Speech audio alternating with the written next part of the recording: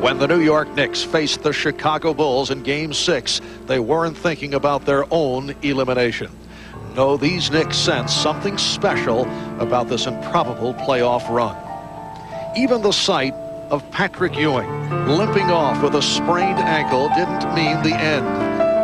For the Knicks faithful, it rekindled memories of Willis Reed and that championship year when he found the courage to overcome injury. And in a similar inspired effort, Patrick Ewing rejoined the battle. And battle he did. He threw his will into his work and his wounded body into the opposition. And when it was done and he had nothing left to give, only then was he led away victorious. Now it's Michael Jordan and the Bulls who also face elimination. Can they find the courage and the championship effort needed to win? Or are we about to witness one of the greatest upsets in basketball history? Pat Riley and his Knicks believe it's possible. Today, for one of these teams, the title quest continues. For the other, time runs out.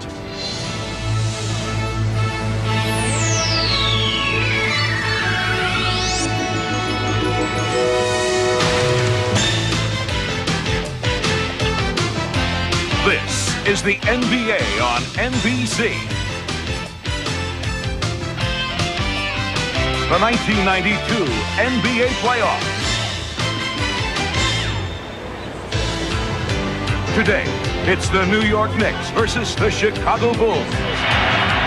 This the scene at Chicago Stadium about 2 hours ago. Michael Jordan arriving for his most critical game of the year.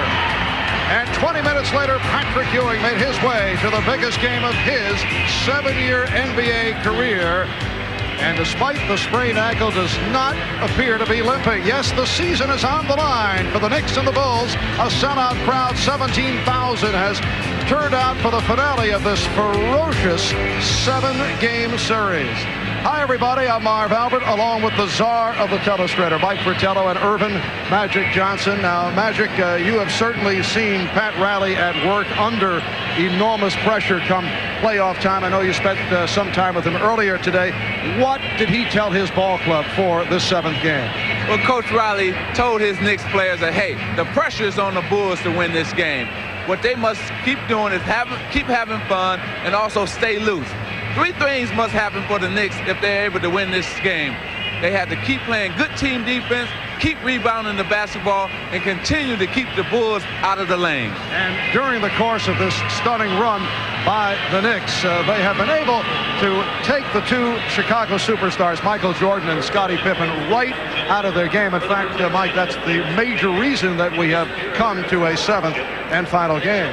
Well, no question that the superstars, Jordan and Pippen, have been affected by New York's defense, but in a different way because they're both trying. New York felt if they could control tempo and keep the shot attempts down, then they would keep the points down. If we look back during the regular season, this Chicago Bulls team averaged 87 shots a game with Jordan and Pippen taking 39 of those shots. In this series in the playoffs, the Bulls averaging only 74 shots a game, down 13. Jordan and Pippen, 38, so it's almost the same, their contributions. Where they've been affected is in the field goal percentage. Regular season, Jordan at 52, Pippen at 51. In this series against New York in the playoffs, Jordan down to 47, Pippen all the way down to 37. So the bump and grind, the physicalness of the New York defense, it's taken its toll.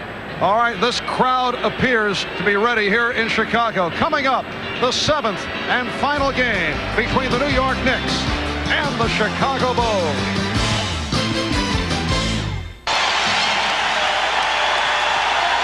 So it has come down to this 7th final game of the Eastern Conference semifinal series.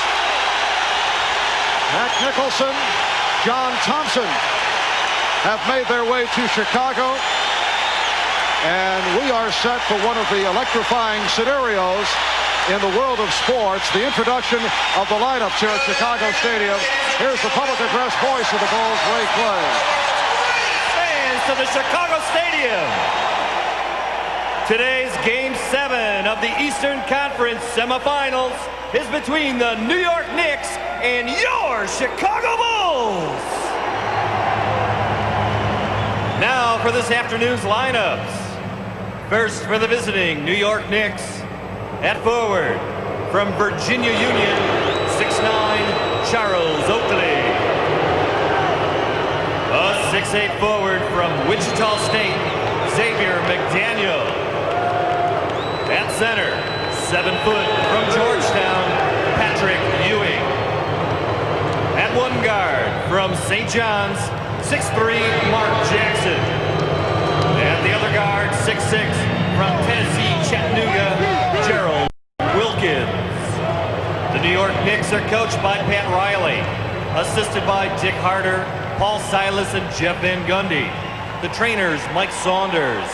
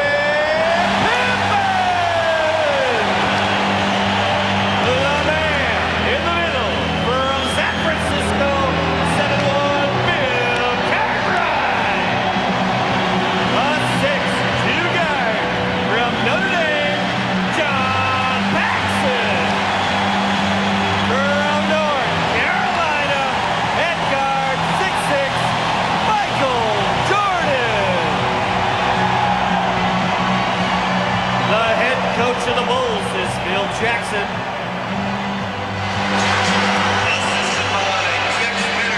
Well, our Ahmad Rashad spent time in both the Knicks and Bulls locker rooms earlier today for a report. Here's Ahmad. All right, thanks, Marv. I visited both locker rooms. In the Knicks locker room, I found 12 players who are not only focused, but possessed with the fact that not only could they beat the Bulls, but they feel they can go on and win the NBA championship. In the other locker room, the Bulls were very loose, and you could tell that they were tired of answering all the questions of who, what, and why this series went to the 7th game. They all feel like this is the time they can prove that they are NBA champions, and they will get that opportunity momentarily. Marv? All right, Ahmad, and the NBA with a very strong officiating crew to handle the proceedings. Jake O'Donnell, Hugh Hollins, and Ed T. Rush. I think it's quite obvious by the years of experience that the NBA realizes the importance of this game. If you go back to the earlier game today, Cleveland-Boston, you had Jess Kersey, Hugh Evans, Joe Crawford, another very, very veteran crew working these important games. And the players respect these three officials, so a lot of times when there's a lot of talking going on and a lot of bumping and grinding, and one of the referees say, hey, we got to cut this out, they will respect that, and you'll see a lot of guys quit all the chattering and bumping and grinding. And this has been a series of flagrant fouls during the playoffs. The Knicks have ranked first in the league with 7 flagrants, 5 in this series alone. On the jump ball situation, New York uses a very wide set. Ewing tries to tip straight ahead to Charles Oakley, and then they fly the X-Man and Gerald Wilkins trying to get a fast break right from the opening tap. There's their wide set. Patrick Ewing, who says the sprained ankle is fine, going against Bill Cartwright. And Horace Grant, after adjusting the goggles, able to control the opening tip. Grant played by Oakley. Cartwright turning on Ewing, looking to go right at him. And here's Pippen on the penetration, finding Grant, and he blew the layup. Cartwright with the save. Jordan with the step, and he's fouled.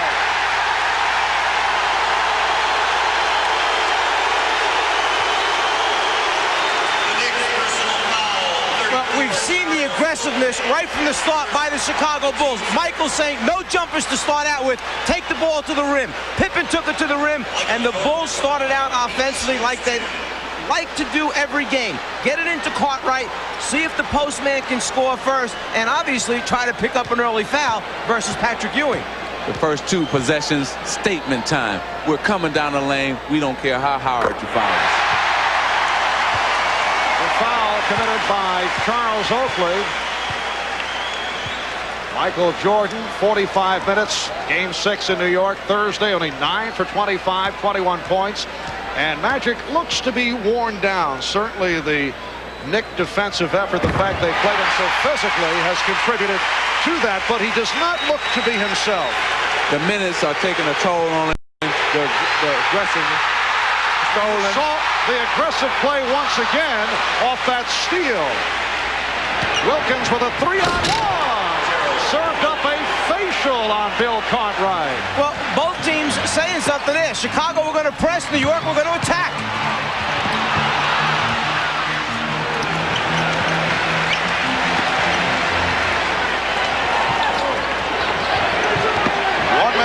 Gone by. The game tied at 2.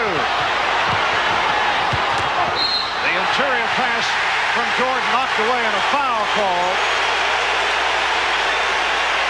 It's on Ewing. To get back to that point of Michael Jordan, the minutes have really weighed heavy on him, but also the physical play of New York has taken its toll too. The best thing that happened for the Chicago Bulls is they had 2 days to rest. Jordan. So the Bulls lead 4-2. After scores, Chicago tries to get Grant up on the basketball to slow down the entry path. They don't want New York getting it up the floor quickly. Patrick Ewing connects on his first field goal attempt, and the game is tied at 4. When talking to Michael Jordan before the game, we said, Mike, some games you come out and get your teammates involved. Other days you try and get involved. It looks like today he's getting involved early. Coach, Mike, we can't wait. He can't wait. This is game 7. You can't wait on your teammates. Wilkins for 3. Gerald Wilkins in this playoff series has been hitting the outside shot. That's not the case during the course of the regular season. The Knicks with a 7-4 advantage, and the Knicks have opened up by hitting their first 3 shots. Here is Jordan. So the Knicks lead is 1. Again, Chicago up trying to get the ball out of their point guard's hands. Mark Jackson, give it to somebody else. Let them get it up the floor, but don't let Jackson start the half-court offense. Yes, the Bulls' pressure has bothered the Knicks. They'll turn it on and off during the course of the game. Now Pippen starts back. Pippen for Grant. Chicago by 1. That's that middle portion of Chicago's transition game. The first big man down the floor posting up quickly.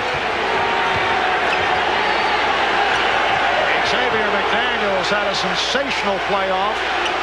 Now being guarded by Horace Grant. Shot clock running down. Johnson.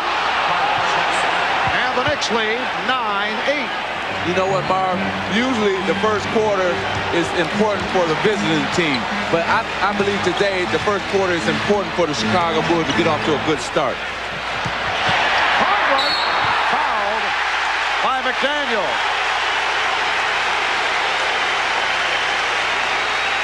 A few moments ago, Scottie Pippen coming down in the transition game. The size and the ability to put it on the floor, create off the dribble, find an open teammate under the basket. That's why he led this team for the season in assists. Bill Cartwright has had his difficulties at the foul line. In the earliest stages of his career, a solid free throw shooter, but he has dropped off in recent years. He's tied the game at 9, and there's no question that the Bulls are looking to get Cartwright going earlier. That is their usual philosophy, but today even more so as they want to test Patrick Ewing. Exactly. They want to get Patrick Ewing into foul trouble because they know once they get him on the bench, their job and their game will be a lot easier. So the Knicks and the Bulls tied at 9, 3.5 gone by. Ewing from Oakley.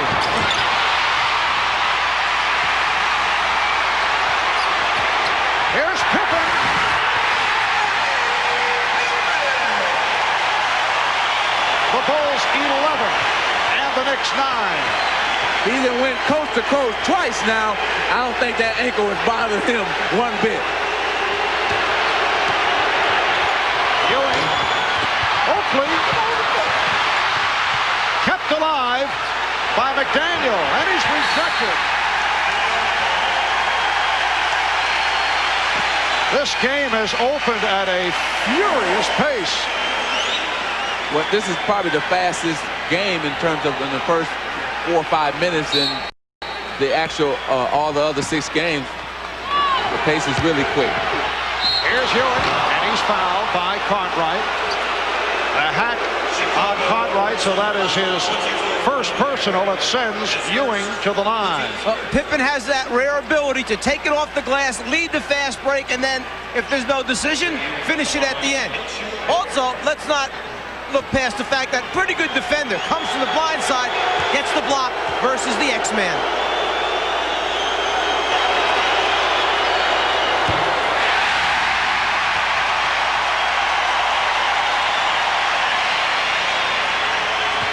Patrick Ewing averaging 22 points in the series, although he has had his ups and downs. And the same for his work at the free throw line as he connects on 1 of 2, so the Knicks trail 11-10. The New York Knicks last advanced beyond the second round in 1973 when they won it all against the Los Angeles Lakers. Jordan. Bulls 13 and the Knicks 10. Fast start for Michael Jordan. He's hit 3 out of 4. He has 8 points. And that was a little wrinkle that the Bulls have added now. Baseline screen by Cartwright to free up Jordan. Cartwright with the box out.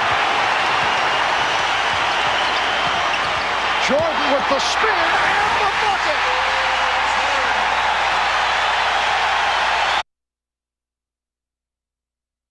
Bulls lead.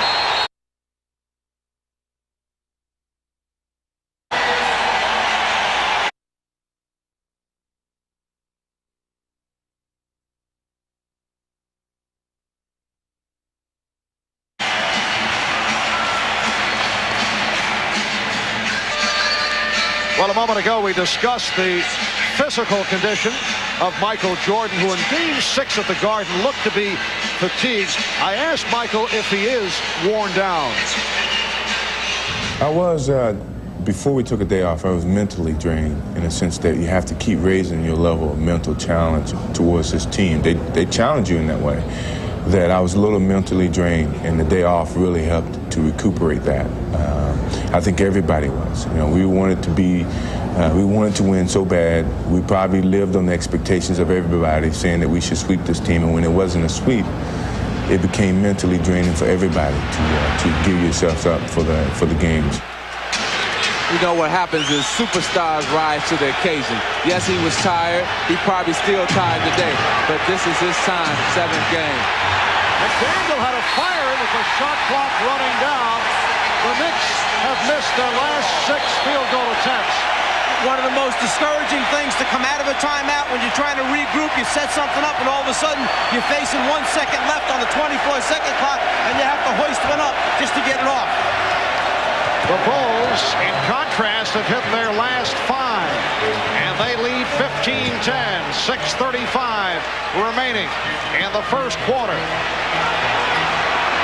Jordan does not like the hand check from Wilkins, and a foul call.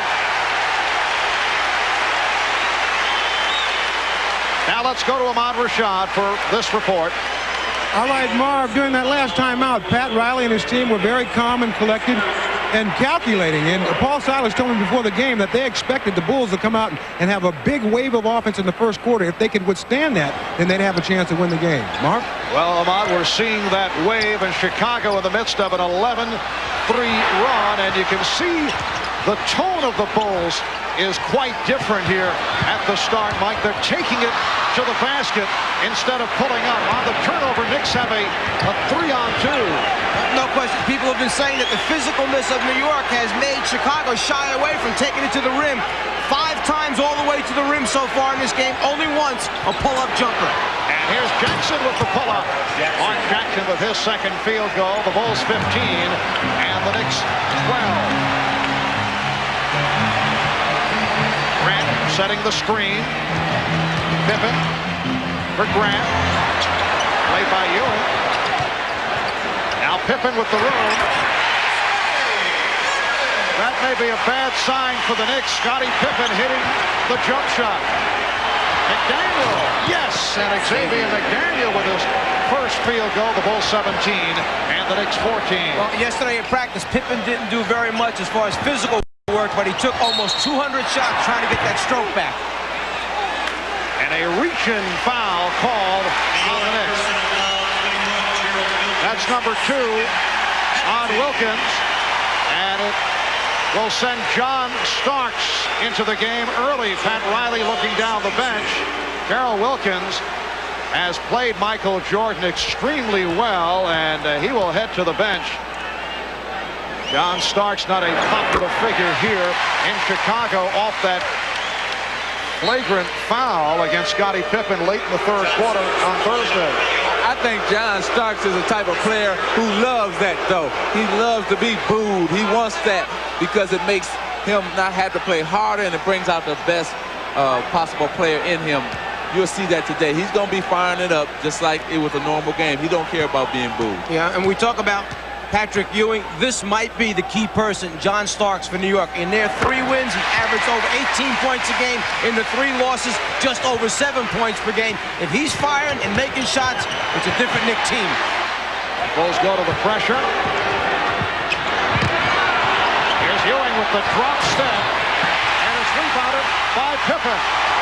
Bulls on the run. Paxson shooting. Rebounded by Jordan. Grant. Oh, the Bulls all over the board. They lead 21-14. Here's Starks for 3. John Starks gets right to it. I told you, he said, come on, boo me, baby, boo me, because I'm going to set you up with this 3-point shot. Pat Riley refers to John Starks as feast or famine. Michael Jordan on fire. 5 out of 6. He has 14 points. John Starks has gone hot and cold during the course of the playoffs. That goes back to the series against Detroit. He had a hot one the other night, and Jackson was hit. John Starks in the 3 Knicks victories, shooting 51%, averaging 18 a game. However, in the 3 losses, you can see how he has gone the other way. Anthony Mason, who has played well in this series, has come on for the first time this afternoon. We're down to 4 minutes remaining. First quarter. Jackson with the step. Grant with the rejection. Actually, Chicago leads New York in block shots in this series. They get it from 3 guys, Jordan, Pippen, and Grant. Foul on Starks as Jordan cut right. Starks called for the hold. Jackson will continue to go after Paxson. Therefore, the other Bulls must step up and cover for John Paxson. Mark Jackson, a little quicker, has the ability to get by him off the dribble.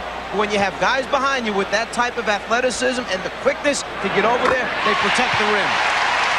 You know, to me, it looked like Michael is saying, hey, I must shoot at least 25 to 30 shots today.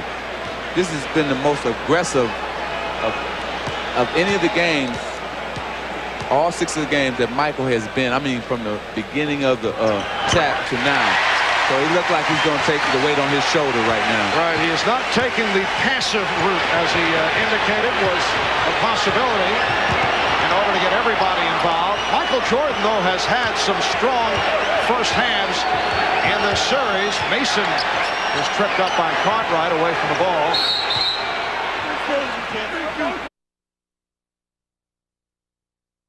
Separates the 2.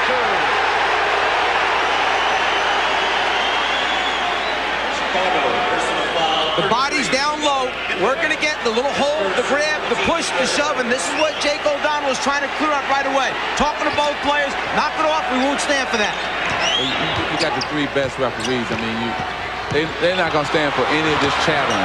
And Patrick Ewing able to cut that Chicago lead to 25-19. 3:20 remaining in the first quarter. And as Ahmad said a short while ago, New York just wants to stay close enough in this first quarter so that the Bulls don't pull away too far and then get back in the game. Horace Grant off to a terrific start. He's done it on the boards, and he's done it offensively. 3 field goals, 6 points. Bulls 27, and the Knicks 19. McDaniel posting up, and faces up. Called for an offensive foul.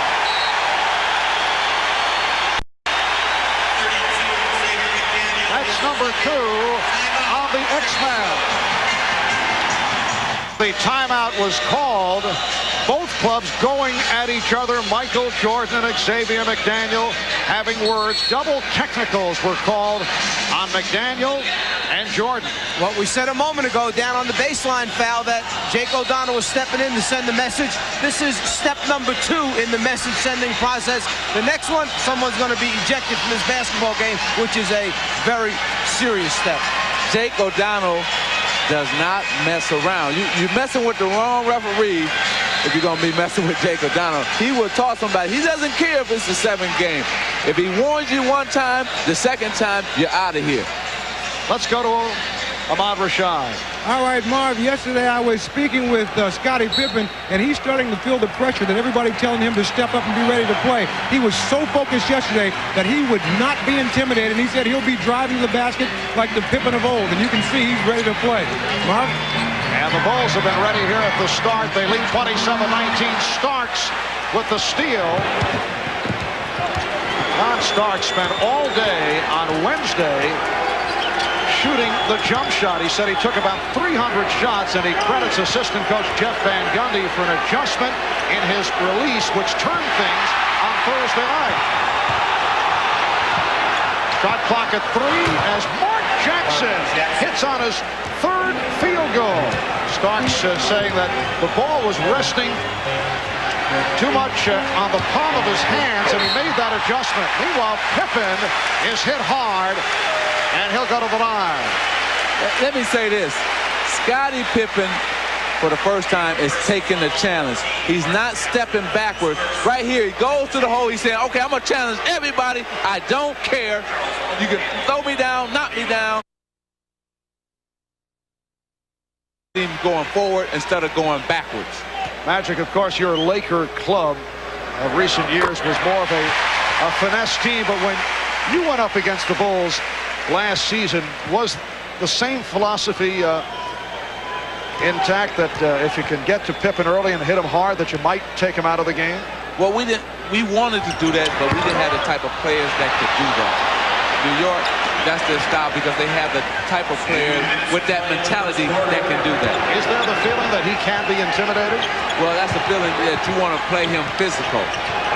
Push him around because he doesn't like the physical game. Patrick Ewing cutting it to a 5-point Chicago lead. 1 minute and 40 remaining in the first quarter.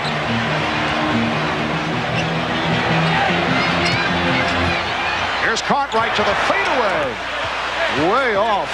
Bill trying to use the 24-second clock for a little added edge there and banking it off the clock. Mason is fouled. So Anthony Mason will go to the line. Foul charge to John Paxson. B.J. Armstrong will check in, along with Cliff Levingston. You know, Coach, Chicago has gone to a different strategy than any of the other games. They're posting up Michael more than trying to get him out on a 1-4 type situation, because they feel that he can take the smaller guards and Wilkins and then Starks. In the other games, they got him down in there, but later on in the game, as you're mentioning, they're doing it right from the beginning here and using a little baseline screen by the 5-man, because Ewing's not going to switch off on him to help free him up flashing in there. Normally, they just send him on his own, try to flash him into the post. So you can see that both coaches have made slight changes in their offense to free up different guys. And despite this early flurry by the Bulls, the Knicks able to hang in. That's been the story throughout the series. The Bulls now lead by 3. Jordan through the foul. Oh, what a move by Michael Jordan, who has come out and hit 5 out of 7 from the field, 6 for 6 from the line for 16 points. The foul called on Starks. Well, if you let Michael Jordan get to the paint, and this is one of the things that Ryan and the Knicks were focusing on, keep him out of that paint area. Everybody else, besides the man guarding him, pay special attention. When he puts it down, come and get him. But Marv, like you were saying, the Knicks, hey, they can feel good right now. They're only down 3 points. Chicago has been in the penalty for the last since 5 minutes on to the end of this quarter. So, hey, if they can go down only 5 points at the end of this quarter, they've done a wonderful job. It is now a 4-point Chicago lead.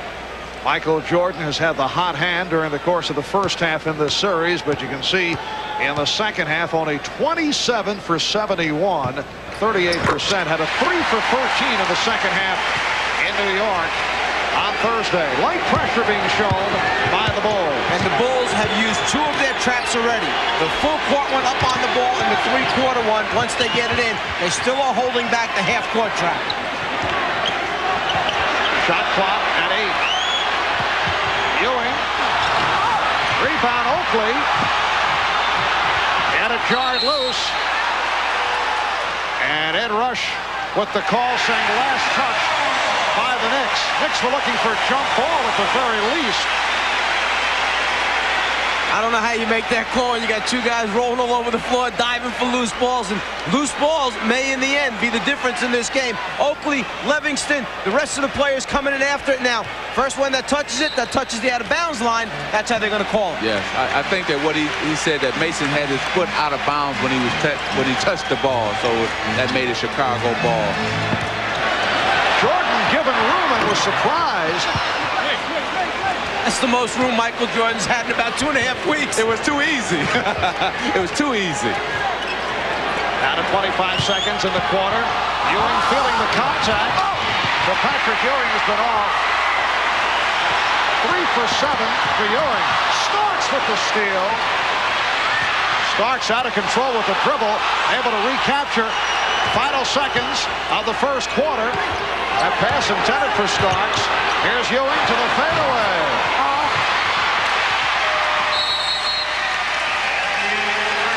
So that's the end of 1 here in Chicago. Michael Jordan has been the spark. Jordan with 18 points in this first quarter. And the Bulls lead by 5.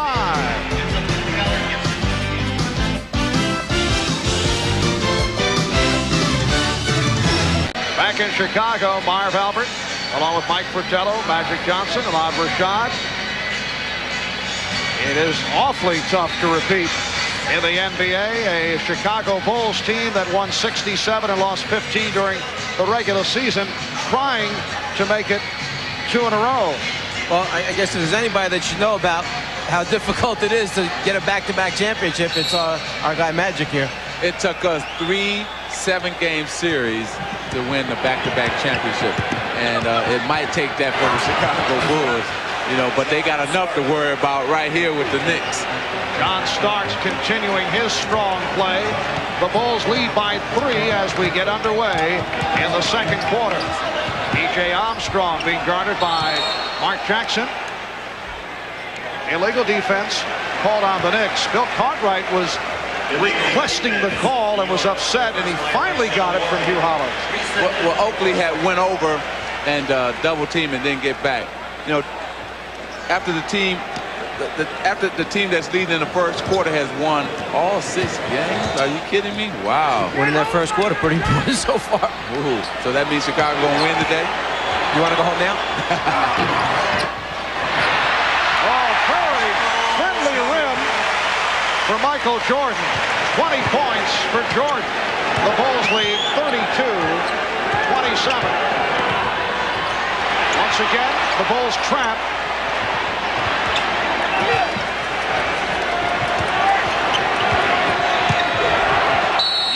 foul. Cliff Livingston, anticipating the pass to the post, just stood there as his man cut through, waited for Patrick Ewing to turn back to the baseline side, and all of a sudden he was in a double team, and probably the quickest one he's seen in a long time. You know what it looked like to me is that Patrick Ewing can run straight up and down, but when he tries to get the lift for the baseline jumper, he's not getting it. You have to get lift when you shoot the turnaround jumper like he does, and today he's not getting the lift on his shot, and it seems like that ankle is not giving him that push that he needs to get his shot up, because everything is going short on his shot, and that's what tells that when you're not getting your lift. And Ewing does not have a rebound, so that may be another telling point. He suffered the sprain left ankle in Game 6. It's called a moderate sprain. And the foul called on Greg Anthony, the rookie from Nevada, Las Vegas, checking in a moment ago. Anthony has been very effective against the Chicago pressure, and undoubtedly that's why Pat Riley has him in there. Mark Jackson sitting down. Now Patrick Ewing will get a rest. Xavier McDaniel has returned, so Charles Oakley moves over to the center position. And actually, Cliff Livingston first warned the official as Greg Anthony ran into his first screen in the backcourt, and then when he did it again, the whistle blew. Yes, and it counts.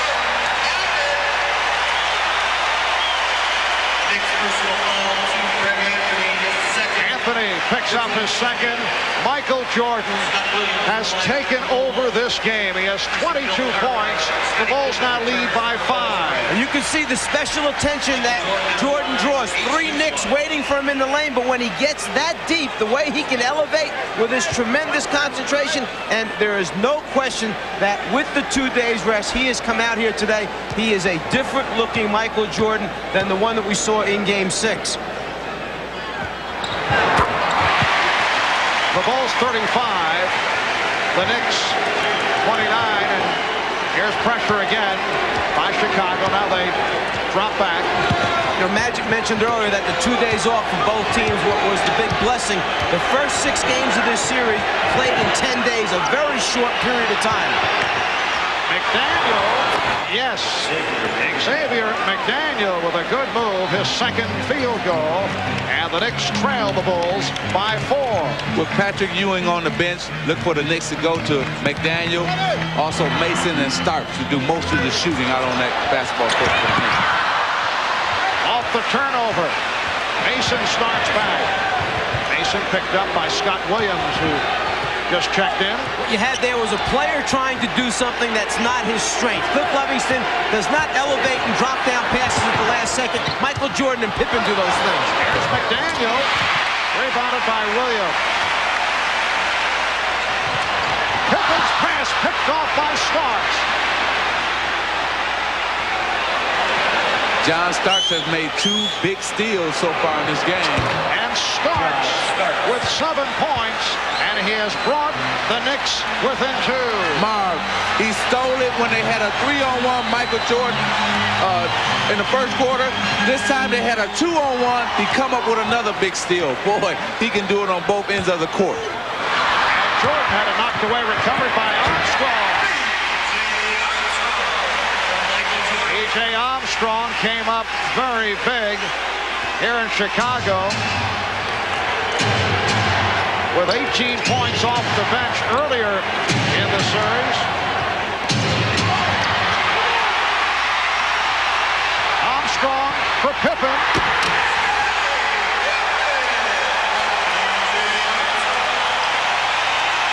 The Bulls 39 and the Knicks 33. See, Greg Anthony, when he's double teamed, he cannot make that pass because he's too little to make that cross-court pass like he tried to do then. Blocking foul on Scott Williams. And a timeout has been called by the Bulls. 8:40 to go in this first half.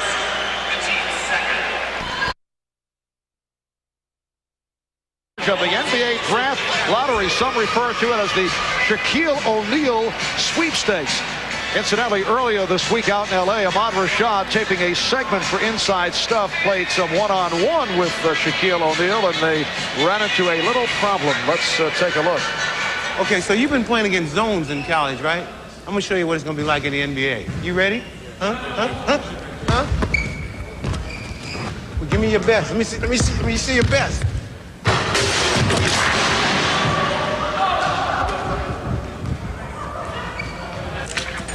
Is that all you got? Yeah.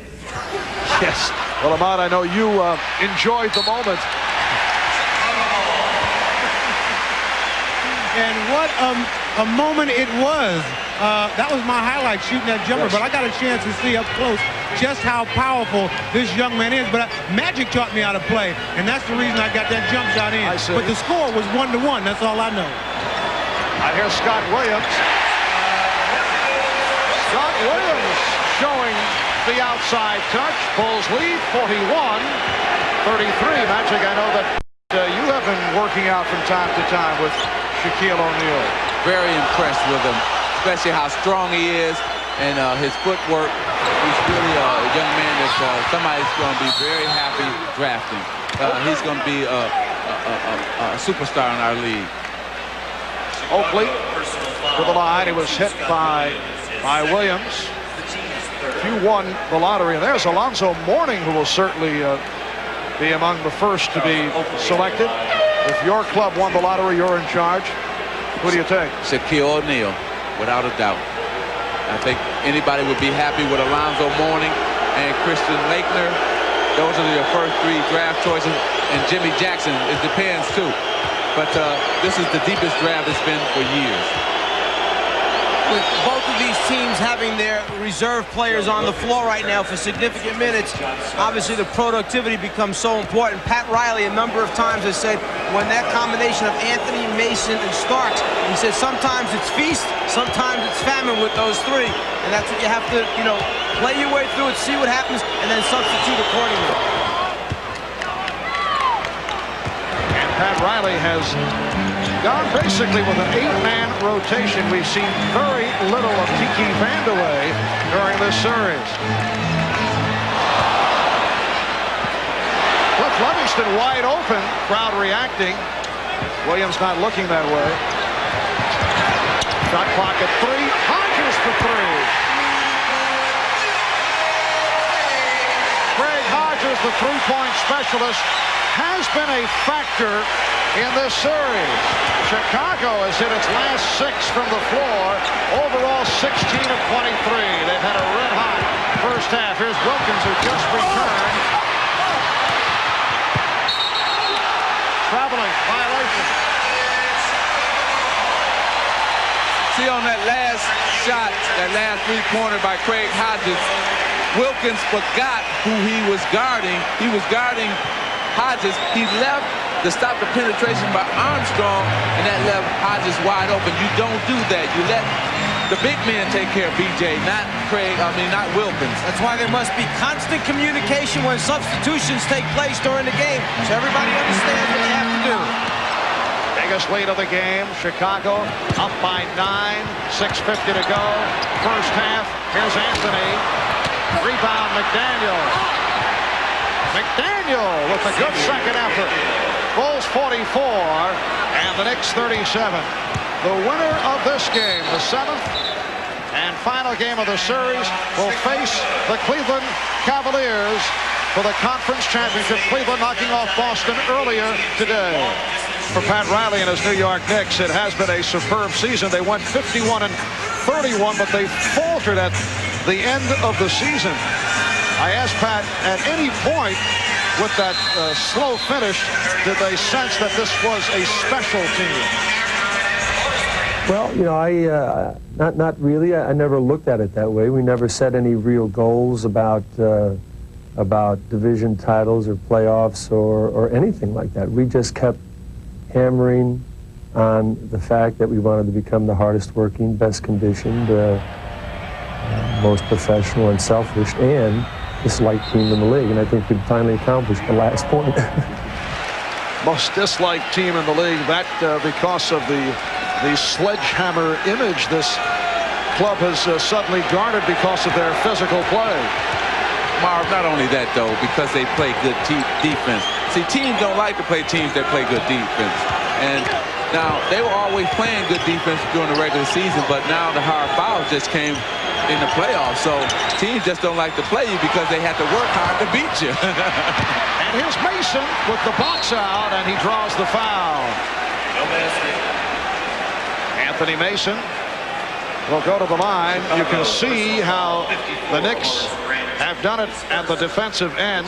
They were number 2 behind Detroit during the regular season, allowing just under 98 per game. But then against the Pistons, allowed just under 85. And this series, they have stopped the high-flying Chicago Bulls over the first 6 games, allowing just under 90 per game. Well, they've accomplished all the mini goals that Pat Riley has set up for this team in this series versus Chicago, one of which was reduce the number of shots, keep the offensive rebounds down, stop the transition game by the Bulls, and they've done it effectively. It's the Bulls 44 and the Knicks 39. Michael Jordan has been the story in the first half. He has 23 points. Here's Hodges on that quick release. That's a 2-point shot for Craig Hodges. Another mistake by one of the Knicks players. You cannot go up under the pick on Craig Hodges. You got to go over the top and make him drive to the basket. He doesn't want to drive, and he won't drive. Last touch by Pippen. Knicks will maintain possession. Meanwhile, offensively, Patrick Ewing has not been able to get into it. Only 3 for 9 from the field, 3 out of 4 from the line. He has 9 points. Holding foul called on the Bulls. Whether you are Chicago or New York, if you decide you're running a pick and roll, those centers, and you involve your center, obviously, in the play, those centers defensively, they don't jump out half-heartedly. They're jumping out hard. There's a wall there when you come off that thing, trying to discourage the guards from turning the corner, getting in the lane area. Chicago now being hurt by the fouls. They've got over the limit. Knicks 9 for 10 from the line. 5:38 remaining in this first half. The Bulls lead by 6. Well, I guess it's turnabout fair play. In the first quarter, Chicago was in the penalty at about the same time, 5 minutes to go to the quarter. Now New York has the penalty going their way, 5 minutes to halftime. And the Knicks with only 2 team fouls. Grant try to go the reverse.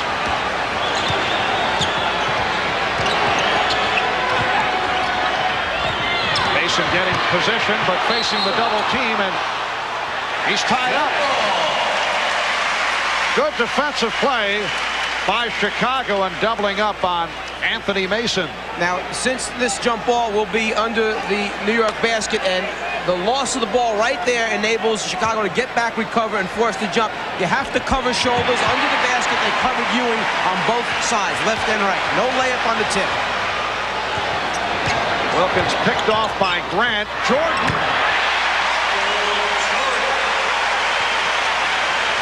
Michael Jordan, 25 points. He's hit 8 of 11. Bulls 48. Knicks 41. Wilkins and Anthony now in the backcourt. Ewing up front with McDaniel and Mason. Here's Wilkins for 3. And back comes Pippen. Hodges from downtown. Pippen had it knocked away. It'll be Chicago ball. Magic, pretty soon they're going to start listening to you about leaving Hodges alone out there. Remember what he can do.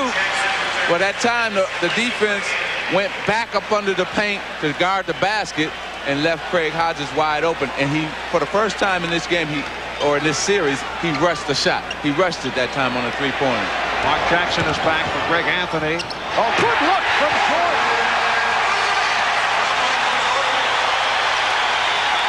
Red from Jordan.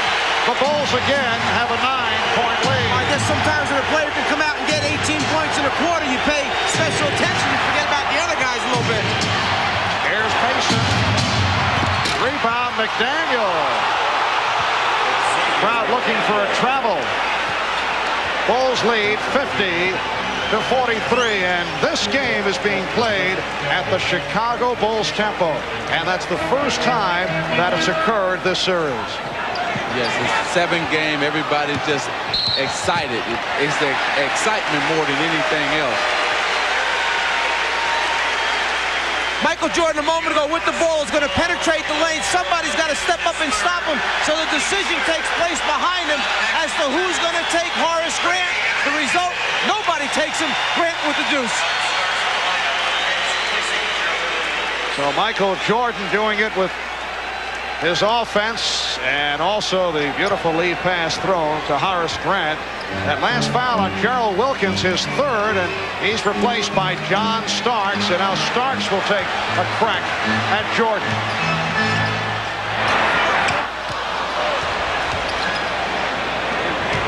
McDaniel for Starks.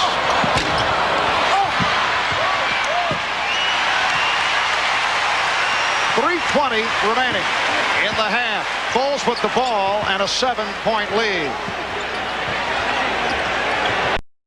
Pippen passing on the 3, hits the 2, and he is 4 of 4 for 9 points. The Bulls lead 52-43, and the Knicks want to talk it over.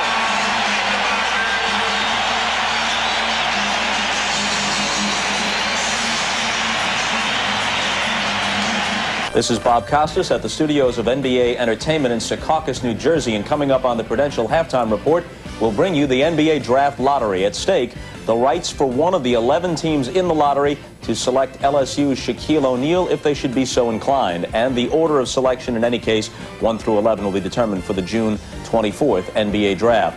This now is a videotaped look at the mechanism which is used to determine the winner. Awe-inspiring, isn't it? Right now, let's head back to Chicago and rejoin Marv, Mike, and Magic. All right, Bob.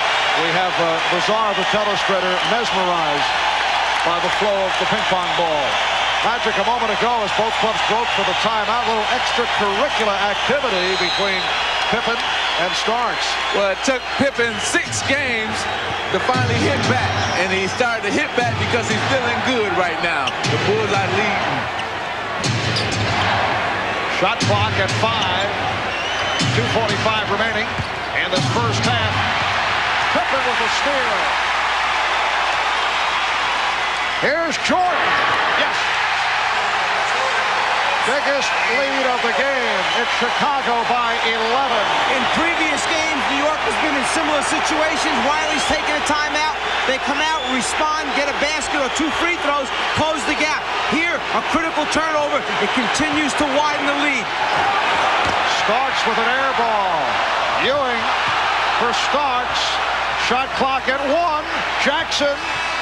Mark Jackson with the shot clock running down, able to hit. The Bulls lead 54-45. For the first time this season, for this first time this series, we are seeing the Chicago Bulls that we saw right throughout the regular season. 3-second violation called on Chicago. This is a Bulls club that set a franchise record, winning 67, losing 15. They won 36 of 41 here at home. They come off the NBA championship season of a year ago, capped off by the victory over the Los Angeles Lakers, swept Miami in the first round of the playoffs, but they have had a very difficult time against this surprising New York Knicks club. Well, Marv, I think that if anybody read Peter Vessey's column, our own NBC's Peter Vessey, Tuesday, I think he summed it up best, where he said that the Bulls quite don't know how to play physical and still be a finesse team, much like the Lakers and the Celtics of the 80s. Their teams, when they were challenged and played physical, we knew how to play physical but still played our game at the same time. Where in this series, Chicago, for the first time today, is finally playing physical, but still playing finesse at the same time. And I thought that was an interesting article. You realize how much credibility you have just given to Vessey? This is very sad. I didn't mean to do it. Okay. But I thought that summed this whole series up, that article. It was just right on the head. He hit it right on the head. And going back to your Laker team, that team had great flexibility to be able to play a little of both. It's not like you can push a button and all of a sudden take 12 guys and say, we're going to be finesse or we're going to be physical. You have to structure it to what the players' abilities are, capabilities are. That last foul on Conrad is third, so he's replaced by Will Perdue. Will Perdue very active in Game 6 against the Knicks. Got into a little scrap at the end of the game. Here's Michael Jordan. He now has 29 points, and the Bulls lead 56-46. Just by Grant jumping on the basketball after a score by Chicago, they're preventing New York from racing it back up. Patrick Ewing. You know, I think in the second half, they're going to have to, the Knicks, Pat Riley is going to have to change his strategy. Well, right now, he's got man-to-man coverage on Michael, and he's posting. And I think he's going to have to go down and double-team him in the second half. It's a last resort in New York's game plan. Try to play him straight up, even if he gets on a little roll. Rare miss for Jordan. 10 of 15 from the field. Starks digging hard. Won't count, says Jake. O'Donnell will not get the continuation. Starks fouled. Now imagine going back to that philosophy in New York to play him straight up. That's not to say that as you progress in the game and get to the third quarter and then the fourth quarter and then the final 5 minutes that you don't make your adjustments and your changes. Well, right now you're seeing in New York a different Michael Jordan. Here today, a stronger Michael Jordan, and a Michael Jordan who has, I think, adjusted to the 6 games and say, okay, in the 7th game, they've been doing this for 6 games, but in this game, I'm going to do this, where he's posting and turning in the lane, and actually, all he's doing is jumping over Starks. He's doing nothing else but doing that, and I think they're going to have to run a man at him, maybe when he gets in the lane. Paxson, who committed the foul to put Starks on the line, picked up his 3rd. He's replaced by Craig Hodges. Incidentally, the NBA playoff record, most points in a half, 39 by Eric Sleepy Floyd. Jordan has 29. Here's Grant, changed his mind. Jordan and Ewing able to reach out for it. And we're down at 25 seconds left in the half. The Knicks down by 7. Even with the excitement, this crowd, and what Chicago and Jordan have done, if New York scores, you're looking right at a 5-point game. New York's got to feel pretty good. And Jackson hit on the reach-in. So Mark Jackson to the line. He was fouled by Craig Hodges. Jackson to the line for the first time. Earlier today here on NBC, the Cavaliers knocked off the Celtics 122-104 to take the series in 7. They await the winner between the Knicks and the Bulls. Brad Daugherty capping off a terrific series with 27 points, 9 rebounds. Hot Rod Williams had 20. Reggie Lewis led Boston with 22. 22nd timeout is being taken by the Knicks. Don't be surprised to see John Paxson come on the floor if Phil decides to make that type of move so that he has a number of 3-point shooters to surround the outside of the floor. Then give the ball to either Pippen or Jordan, let him dribble, penetrate, create, kick back out for a 3 to send the crowd into a frenzy and give the team a little boost to end this first half. With 11.8 seconds remaining, that is so much time for the Bulls to advance the basketball off the dribble. And Pat Riley sending in Kennard Winchester, a man who has seen very little action during the course of the regular season. Kennard Winchester, second-year player from Averett College, had shots with Houston and Boston. Winchester in there because of some Knick foul trouble. Jackson will shoot his second. 11 seconds to go. First half. The lottery coming up at halftime. And so it is only a 5-point Chicago lead. Knicks do have 1 foul to give, and there it is. And a good foul because now the Bulls will have to regroup and inbound again with 6 seconds on the clock. And that's the reason also for the substitution in case it got into the hands of the man that Winchester was guarding. You don't care if he picks a personal foul. Now they will go back and draw up what they want to run here with just over 6 seconds remaining. The Knicks very fortunate, as you mentioned, Mike, to be only down by 5 when you consider Michael Jordan just burning it up in this first half with 29 points. Chicago is led by as many as 11. Chicago shooting 59% for the half, 22 of 37. Pippen loves to inbound the ball and then follow his pass. He's the most dangerous guy on the out-of-bounds plays for Chicago. The guy guarding Pippen has to stay awake. Don't fall asleep. He'll chase it. Final seconds. Jordan swinging free and missed on the floater. Oh, yeah, I did forget about a guy named Jordan. So Michael Jordan with 29 points. And the Chicago Bulls lead the New York Knicks by the score of 56-51. Halftime of the 7th and final game. Stay tuned for Bob Costas from NBA Entertainment Headquarters as we will present the NBA Draft Lottery.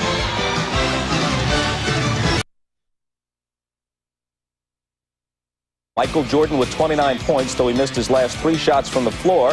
And despite yielding the 29 to Michael, the Knicks, led by Patrick Ewing's 14, trailing by only 5, 56-51. The winner gets the Cleveland Cavaliers in the next round. The Cavs over the Celtics in Game 7 earlier today, 122-104. Bob Costas at the NBA Draft Lottery, being held this year in the studios of NBA Entertainment in Secaucus, New Jersey. The NBA Draft itself will take place on June 24th in Portland. Today, the order of selection in the draft has been determined by the lottery. Here's a little background. The lottery was instituted in 1985 in part to remove the appearance of teams with poor records losing intentionally in order to secure a high pick in the draft based solely on order of finish.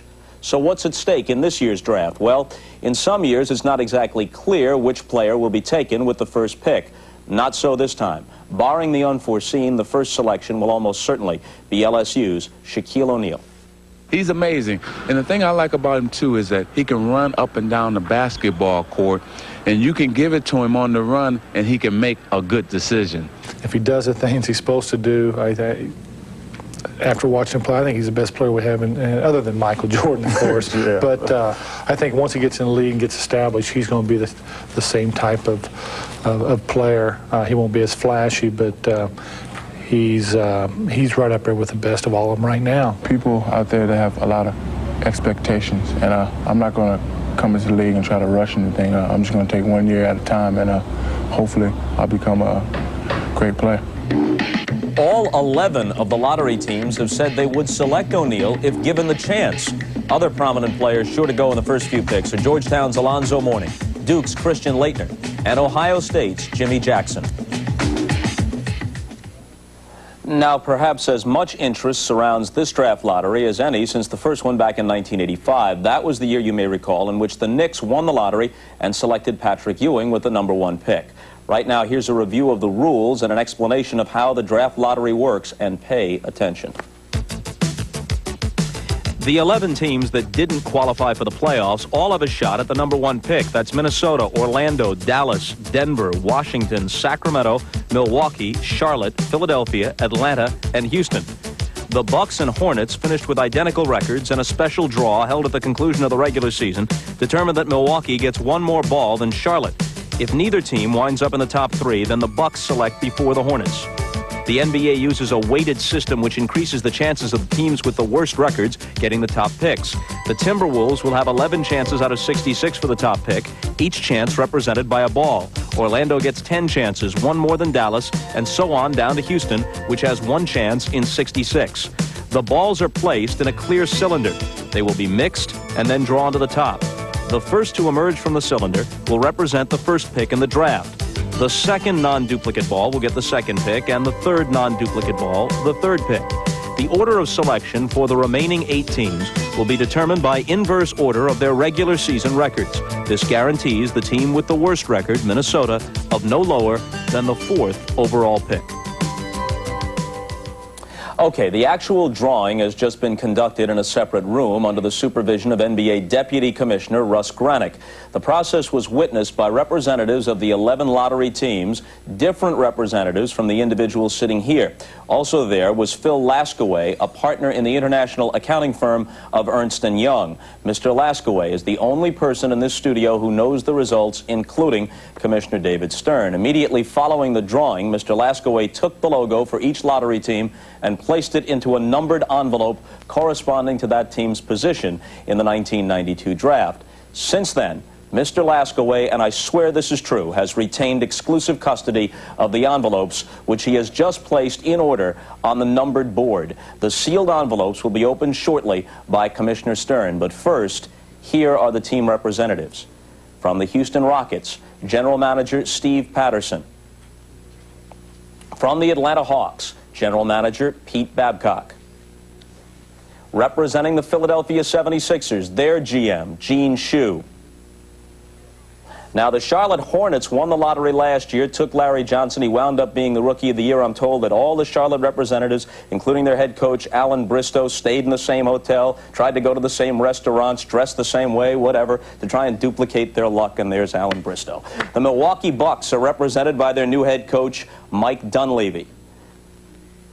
From the Sacramento Kings, the Director of Player Personnel, Jerry Reynolds.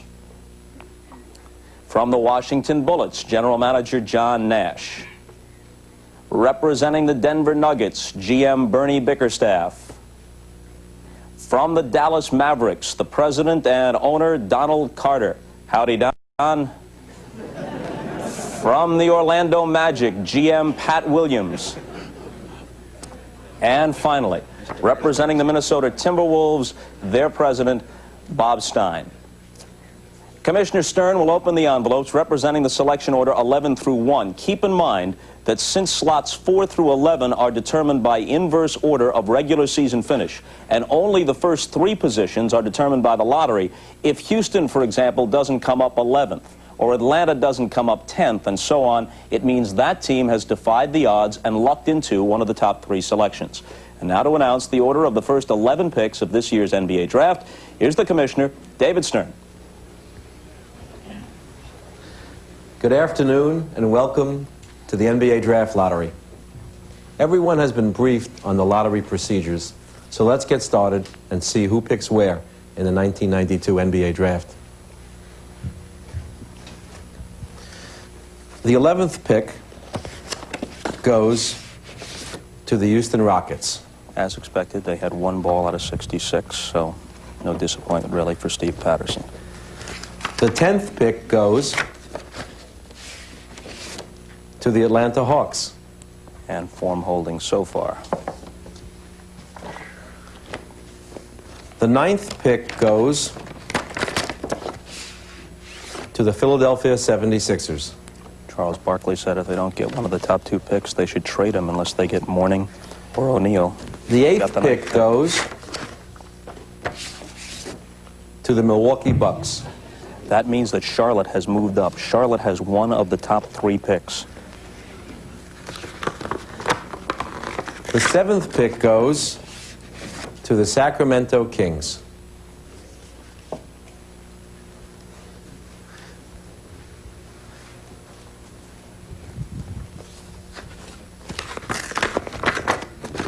The 6th pick goes to the Washington Bullets.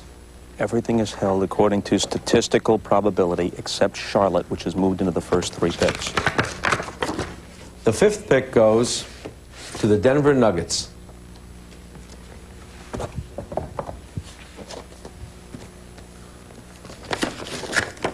The 4th pick goes to the Dallas Mavericks. Orlando, Minnesota, and Charlotte. Must be the shoes and not the hat.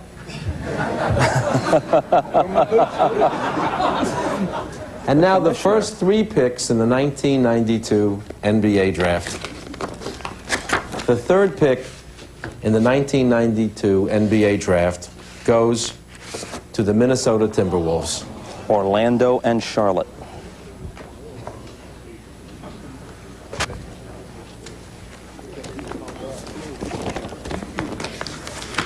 The 2nd pick in the 1992 NBA Draft goes to the Charlotte Hornets. And that means Orlando's got it.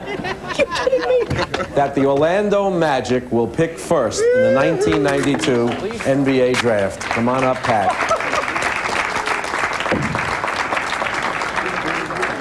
Pat Williams, the colorful former GM of the Philadelphia 76ers, has been with the Orlando Magic from the inception of the franchise, and now his team owns the #1 pick in the June 24th draft. We'll talk with Pat right after this message from Prudential and a word from the NBA.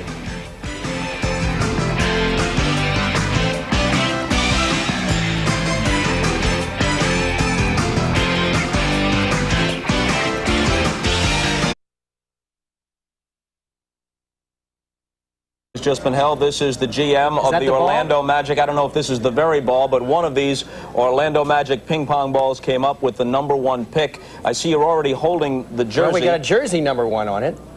And what does it say on the back?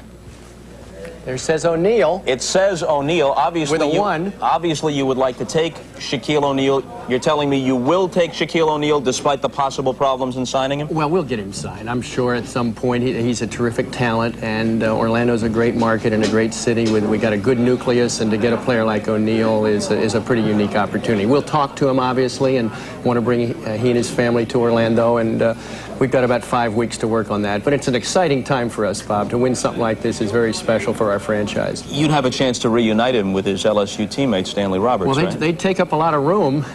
They would blot out the sun on a lot of days. They're an enormous pair, but you never, just like in baseball, you never enough pitching in basketball. You never have enough big people. So to have an opportunity to get 2 young big men like that is pretty unique for us. So you foresee a Twin Towers situation? Well, I'm not sure all the time. I'll let Matty Gukas and his staff worry about that. I think at this point, if you have talent, you figure out a way to use it. And O'Neal is a remarkable talent. Stanley Roberts is a very special young big man prospect, too. What about the possibility of trading Shaquille O'Neal? There has been talk, and he's tried to soft pedal it in the last few days, but talk that he might be so difficult to sign that he might try to force a trade to a location of his choice. Well, obviously, one of the things that we have done with all the interviews of players that we've drafted over the years, Bob, point blank, do you want to play for our franchise? We've asked them that point blank, and we'll do the same with Shaquille. You know, it's another interesting thing. I know you feel your own exhilaration here, but Charlotte had the #1 pick last year. They got Larry Johnson. You take O'Neal, they can get Alonzo Mourning. What a team they're building. Well, they got a terrific break today. I think as the lottery really fell out today, there was one out-of-the-ordinary event today, and that was Charlotte, who should have been, what, 7th or whatever, and they plunk up there at 2, so they would have a choice of Mourning or Leitner or a lot of different people, and with Larry Johnson and Gill and the young club they're building, I'd say this is a very special day for Charlotte, too. Pat Williams of the Orlando Magic, congratulations. Thank you, Robert. You told me before the selection, save this seat, I'll be right up. That's right. And you turned out to be prophetic. Here is the review now of the lottery selection. The first pick to the Orlando Magic, the second pick, the Charlotte Hornets, third pick, Minnesota Timberwolves, who had the best statistical possibility of getting the first pick. They settled for the third. The fourth goes to Dallas, the fifth to Denver, the sixth to the Washington Bullets, the seventh to the Sacramento Kings, the eighth to Milwaukee. There's the Pat Williams reaction, which you're going to see in just a moment. We have it on replay. What did I say? Eighth to Milwaukee, the ninth to the Philadelphia 76ers, the 10th to the Atlanta Hawks, and the 11th pick, as expected, to the Houston Rockets. They had only one chance in 66 of nabbing the #1 selection. And we'll return with second half action. The Bulls over the Knicks, 56-51. There's that reaction I was telling you about. Pat Williams, yes, the Orlando Magic.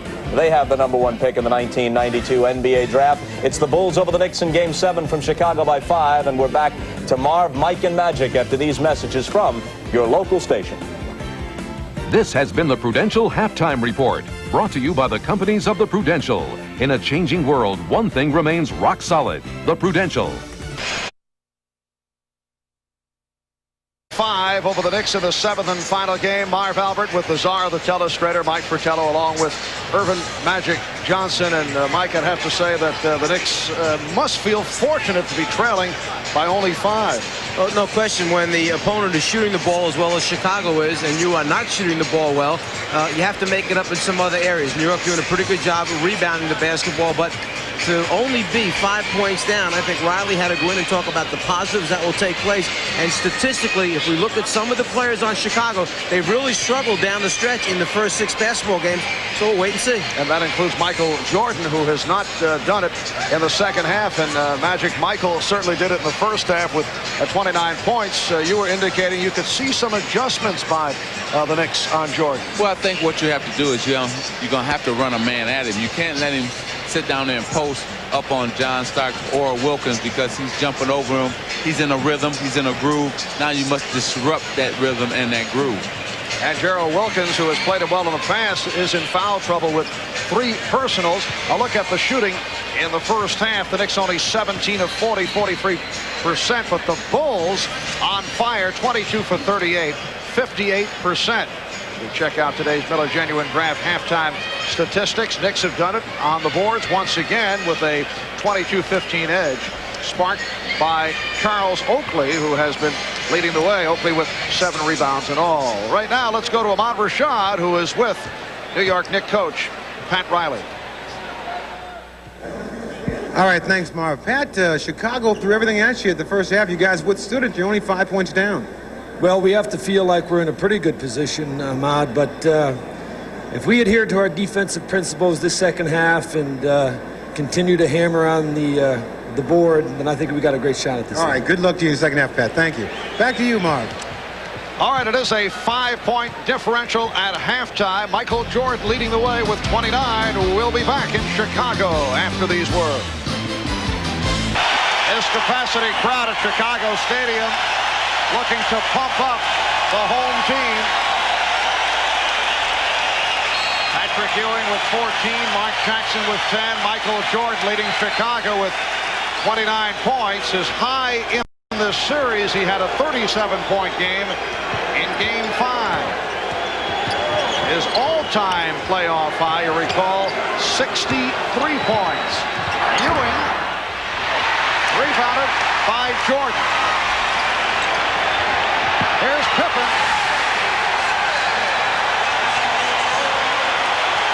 That's the one thing that New York has done. Stop the spectacular plays. Stop the dunks that get the crowd excited. Stop the fast break lob passes. Already the first one here in the second half. Wilkins wide open. Good box out by Grant. Jordan and Paxson at the guards. Grant, Cartwright, and Pippen up front. Bill Jackson with his standard starting lineup. Knicks also go with their usual starting 5. Minute gone by in the third. Paxson played on the switch by McDaniel. Cartwright, foul, it counts.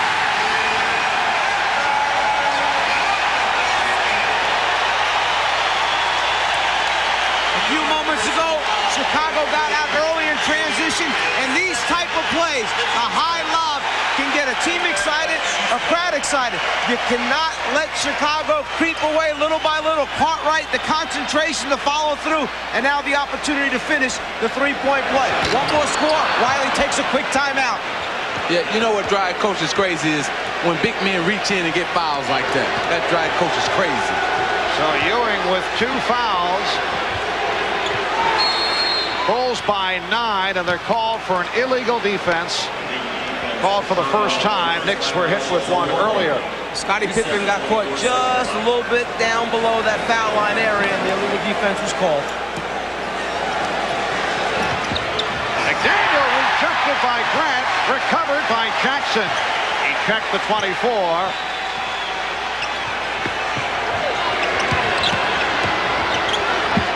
Jackson from downtown.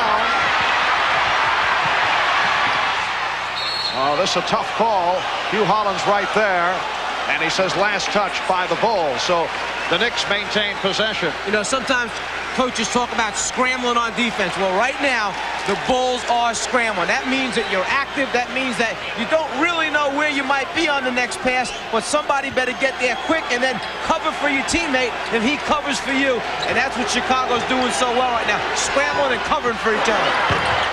Xavier McDaniel with 10 points. The Bulls 60 and the Knicks 53. Well, their rotation is very good. The Chicago Bulls defensive rotation is very good.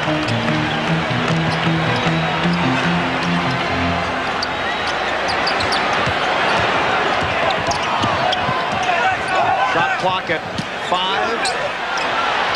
Jordan swinging, and it will be Nick Ball. Michael Jordan has missed his last 4 field goal attempts. We talked about they had to do something different with Michael. They double-teamed him that time, and X-Man made him shoot an air ball. And so you see Riley coming out second half, and a shot by Ewing right there. Good pass by Mark Jackson, too, the seam. But they are changing their defense on him, it looks like. 5-point Chicago lead. And Pippen will inbound.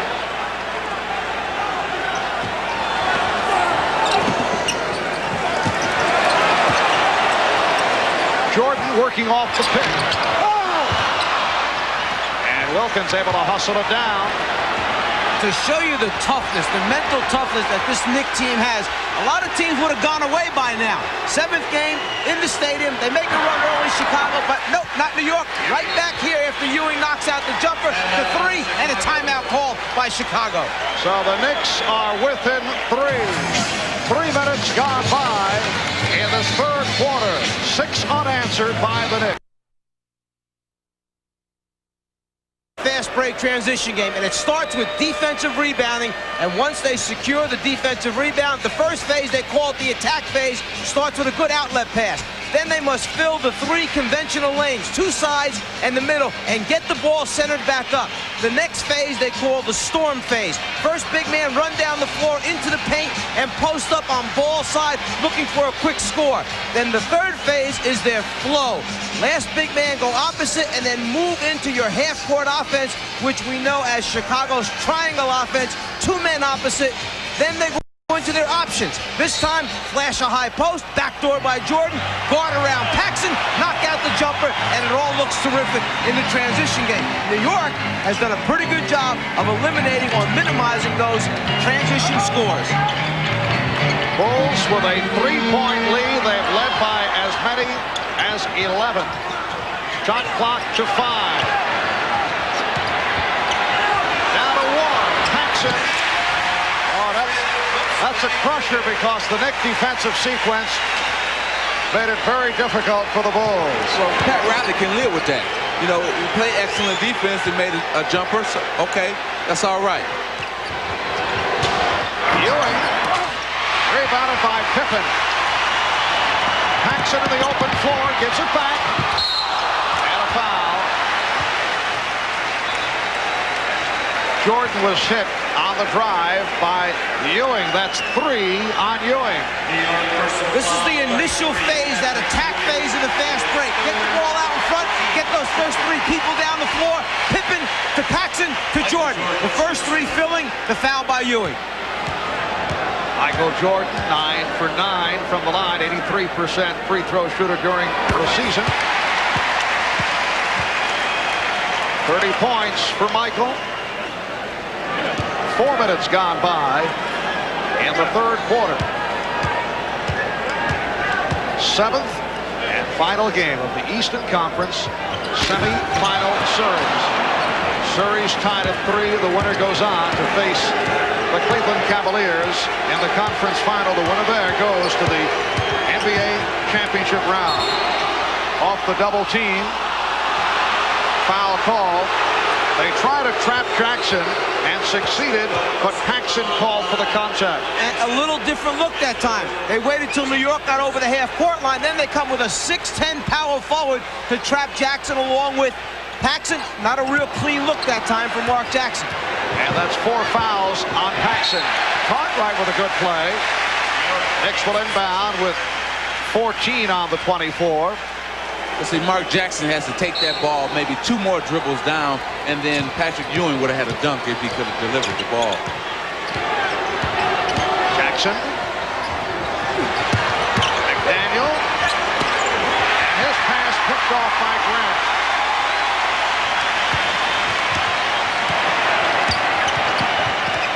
Ewing jumping out on Pippen. Left Cartwright open for an instant. Here's Pippen. Bulls have to reset it.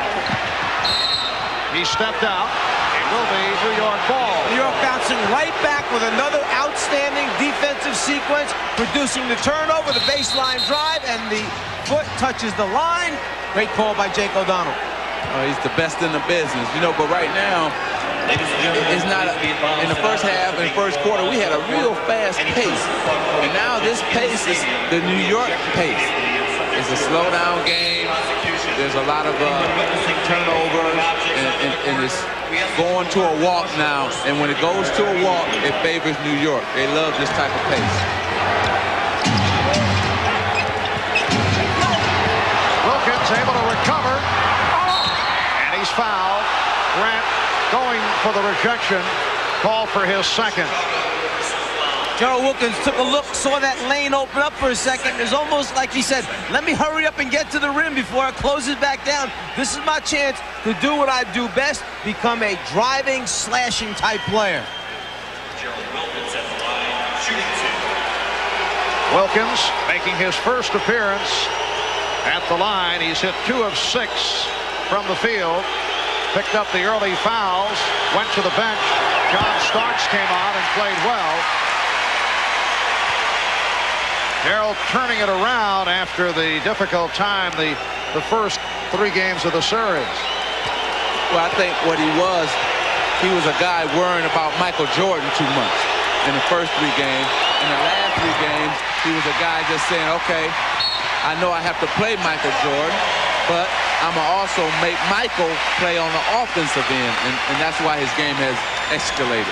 Actually, over the course of recent seasons, Gerald Wilkins done a decent job against Michael Jordan, and the reason is he's occupied Jordan early in games, and Jordan has had to defend against Wilkins. Here's Pippen with the screen shot, and Ewing had it knocked away. Grant with the steal. Well, Ewing lost it because he was casual with the rebound. Paxson, rare to see him off the dribble, and it's tipped home. Michael Jordan soaring for the tip. He has 32. Bulls lead 65-57. Foul called on Ewing. Offensive foul. That's his 4th. But a moment ago, this is what got the crowd going. When the shot goes up, Michael Jordan is going to come flying in and tip it and dunk it. You got to keep a body. Then when New York comes back down, Ewing tries to clear space with that arm. Offensive foul call. Right now, Pat Riley staying with Patrick Ewing. John Starks has replaced Gerald Wilkins. Anthony Mason getting set to come on, so Ewing will sit down. Here's Jordan. What a feed for Grant. But he stepped out. He came from out of bounds, and the basket does not count. Mar, before that, Michael Jordan was not begging for it, but demanding the basketball, and 2 of his guys did not give him the ball down low on John Starks, and he was upset at them and telling them about it on the way down the court. Right now, New York is going to go to its baseline screen series. Starks, the 2-man, either screens for McDaniel or for Patrick Ewing when he's in the game. Trying to post up McDaniel initially. Jordan going for the steal, deflected it out. So Patrick Ewing sitting down after picking up his 4th. Anthony Mason now up front with Charles Oakley and Xavier McDaniel. So Oakley at the center position. Here's Jackson. That was a 3-point attempt. Starks gets it back. Jackson had it knocked away, and he's fouled. If it's Paxson, it's number 5, and it is. 5 fouls committed by John Paxson, and he'll be replaced by B.J. Armstrong. Marv, this is a critical part of the game for the New York Knicks. Very critical, because Patrick Ewing is down. That's 20-something points on the bench. Now, they're going to have to find out who is going to be the guy to make up those points, who can keep us in the ball game until we can get Patrick back. Although in this series, when Ewing has been sidelined, the Knicks have done exceptionally well. And a holding foul on the Bulls. That is their 4th team foul, 2nd on Pippen.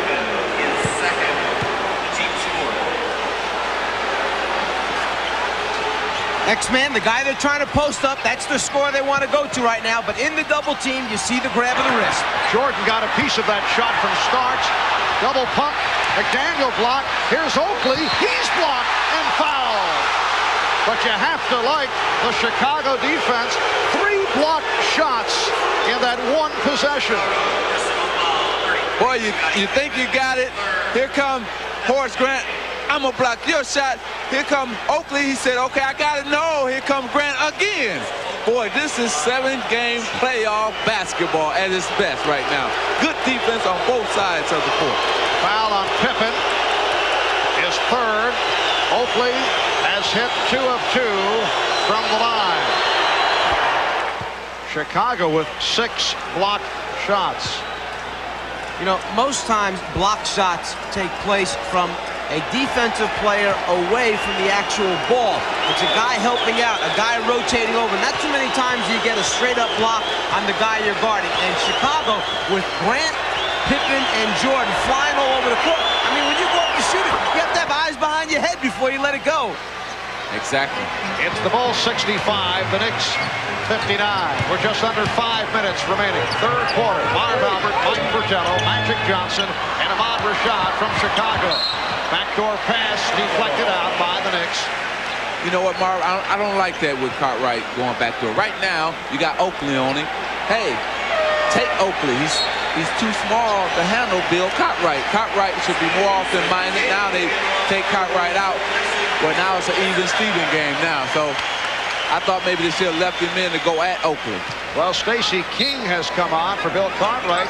King missed the first 2 games of the series with the flu. Sat out Thursday night with a bad throat. Here's Jordan splitting through. Jordan with the steal. And then it's stolen by Starks. McDaniel chased by Jordan. It's a clean block. Whose game is it? It's Michael Jordan's game. And that's why Magic said before he was demanding the basketball from his teammates. He knows right now he's got it. He feels it. He splits the potential trap. And then after scoring, comes right back with a terrific defensive play. Do it all. Last touch by Starks. That was one of the most remarkable sequences that you will see. Michael Jordan doing it in every phase of the game. First the bucket, then the steal, then he lost it, and then he's able to hustle back and come up with the rejection. Knicks have missed their last 6 field goal attempts. We come up on 4 minutes to go. In the third, Bulls lead 67-59. Shot clock running down. Armstrong hits from downtown. And the Knicks call for time.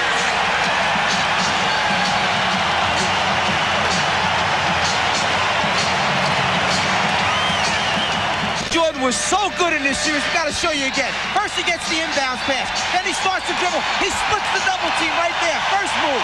Now he continues for the score. Then he turns around and looks for the basketball. Picks it off like a wide defensive back in football. But loses it. Still hustles back and makes up with effort by preventing the sure layup for the New York Knicks. The 2 days off recharged his battery. His energy level is up. And Chicago in the midst of a 10-2 run. They go to pressure. Obviously, Pat Riley feels this is the ball game right here. He has sent Patrick Ewing back onto the floor with the 4 fouls. Yes, this is it. 7th game. This is for everything. I mean, you got to play him right now. Here's Starks. He was hit by Jordan. Yes, and it counts. And he gets the call on the continuation. So Starks will go to the line. That is the first foul charge to Michael Jordan. Well, you couldn't ask for anything better. You have to go back with Ewing because the game is on the line now. You win or lose it right here. Then Starks comes out of the timeout. You want a deuce? How about a chance to get 3 if Starks converts the free throw? All of a sudden, the deficit back below double digits once again. The Knicks had not scored a field goal in 5 minutes and 12 seconds prior to that bucket by John Starks. You recall, in Game 6 Thursday night, The Knicks opening up with a 13-0 run in the fourth quarter against the Bulls. They went 6-10 without scoring at all. If you're Chicago right now, you got to be saying inside your head, you know what? These guys don't go away. We keep looking up at the board, and they're still there. Hey, it's a lot of time, a lot of basketball be played still. Here's Jordan with the pull-up. Air ball recovered by Pippen. And Jake O'Donnell, very emphatic about his call, says loose ball foul on Starks.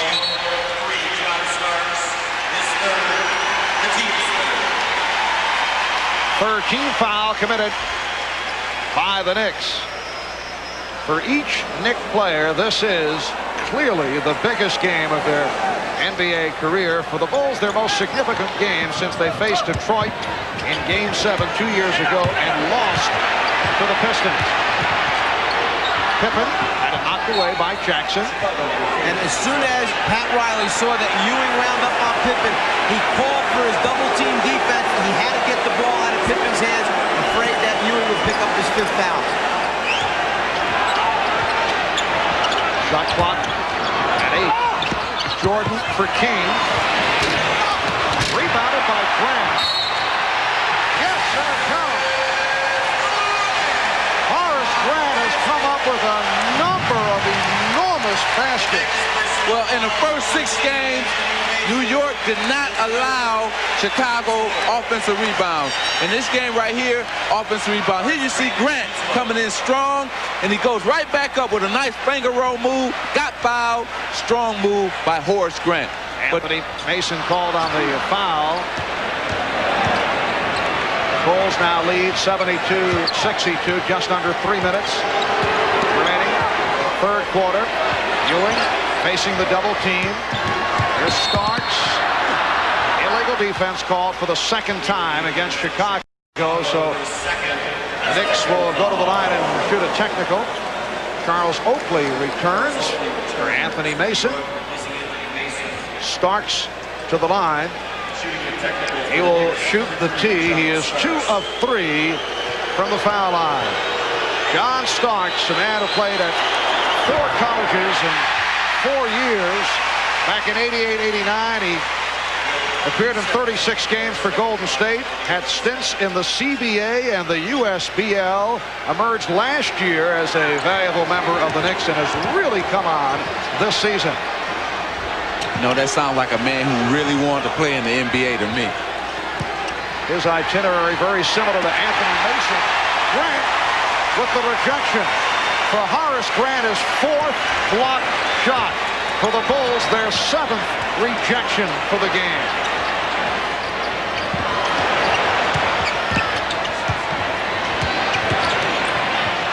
Oh, what a spin by Jordan!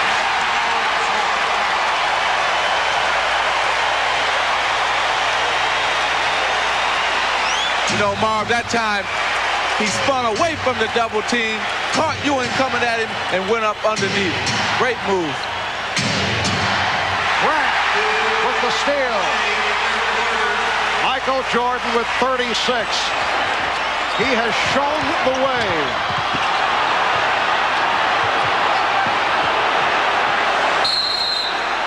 "22nd timeout called by Scottie Pippen. The Bulls lead it 74-62. Add this to the Michael Jordan. Well, most of the time he's been coming to the middle. This time he fooled everybody, went baseline, and went up under for 2. The big thing here is how quickly he has to make a decision. Nobody in the middle. He takes a quick look, then comes back, avoids Ewing rotating over to try and block it, and then has the ability to finish with his left hand. For all the youngsters out there that coaches keep telling you have to learn how to use both hands, that's the reason why. So you can make a Jordan baseline move. And you wonder what makes a superstar is games like this. Game 7, the biggest game, he comes through big. Most points scored in a playoff game. Michael Jordan with 63. He did it back in April of '86 against the Boston Celtics. Elgin Baylor had 61 against Boston back in '62. And Jordan also with a 56 and a 55-point game. 36 thus far today. Shot clock running down. Grant had to pop it up. Minute 35 to go in the third. The Bulls lead by 12. It represents their biggest lead. Here's Ewing. Rush the shot. And last touch by the Knicks. You know, Marv, I know he's got to get shots in Ewing, but the team they have out there on the floor for the Bulls, nobody on their team can guard him down low.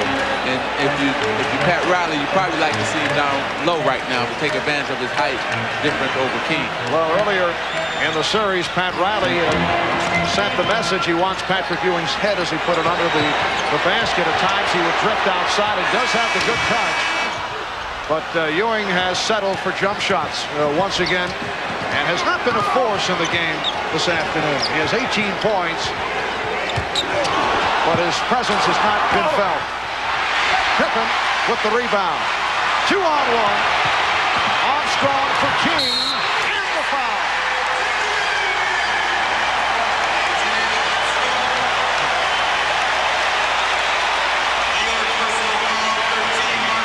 Well, when they get numbers and get out on the fast break, they have the ability to see, pass, convert, and King, who has been sick, has missed practices, not able to play in the last couple of games, back today, and he's happy about it for sure. You know, the thing that I see here is that the muscle game, the hard foul game has not occurred today. It hasn't been a factor for the New York Knicks. And with that not being a factor, you can see Chicago is able to play their game with fancy free dunk, a lot of layups. It's more of the open floor game that the Bulls love to play. Patrick Ewing cuts it to a 77-64 Chicago lead. Getting back to the subject of Stacey King, he has been very effective when he's played the Knicks. Earlier this year, when Bill Cartwright was out with a broken left hand, King started at center against the Knicks and did very well. He gives Chicago a different dimension at center. Shot clock at 2, down to 1. Armstrong. Oh, another big bucket for B.J. Armstrong. 3 seconds to go. Third quarter. Starks gets it down. Wilkins gets it off. After 3 in Chicago, led by Michael Jordan, who has scored 36. The Bulls with their biggest lead, not only of the game, but of this series. Bulls 79, the Knicks 64. We'll be back after these messages and a word from your local station.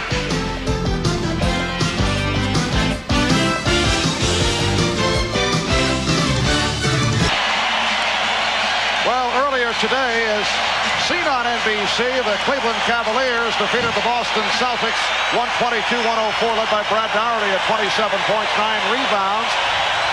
So they win that game, series in 7. And they'll face the winner between the Knicks and Chicago in the NBA draft lottery earlier today.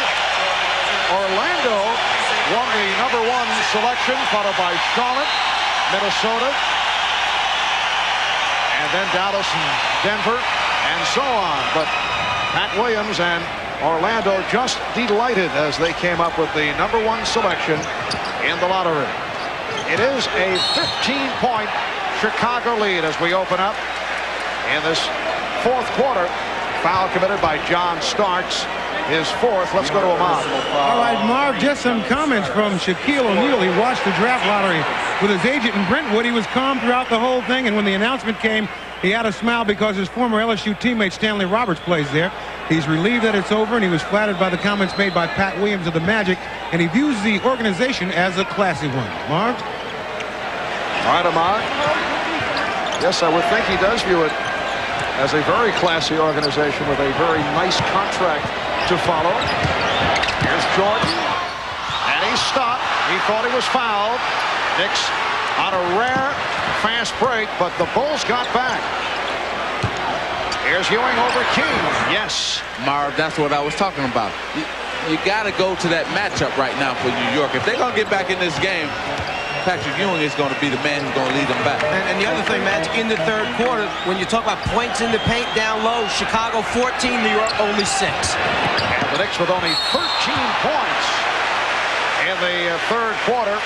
They were outscored 23-13. Oakley called for his second foul. Chicago ended the third quarter outscoring the Knicks by the margin of 19-7.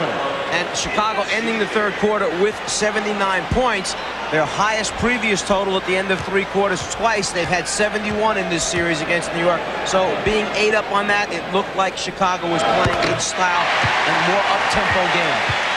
Not to get off the basketball game here, though, I wonder how Shaquille going to feel when he asks for the $5 million. Is he going to still feel that Orlando is a classy organization? I mean, when they say no? Yeah. Oh, I see. Bulls 81 and the Knicks 66. The new arena is under construction to increase the seating capacity to be able to pay that. Knicks in a 3-guard alignment. Ewing bottled up. The defensive job of Horace Grant, very much a major part of the success story for the Bulls here this afternoon. And now a foul called on the Bulls. You know, what happens is right here, Horace Grant went up to block the shot. Ewing went to pass it, and he knocked it away from him. You know, some guys' games are measured by points or stats. Horace Grant game cannot be measured by stats or points. And there's one guy I know who's particularly happy with the performance. That's Johnny Bach, assistant coach with Chicago, who was in the hospital, just had an angioplasty done a couple days ago, feeling better. I spoke with him last night, and Grant is his personal, that's his guy. That's his warrior, he calls him. He's taking him under his wing and pays extra special attention to him. Yes, Johnny Bach and Horace Grant have had a very close relationship over the years.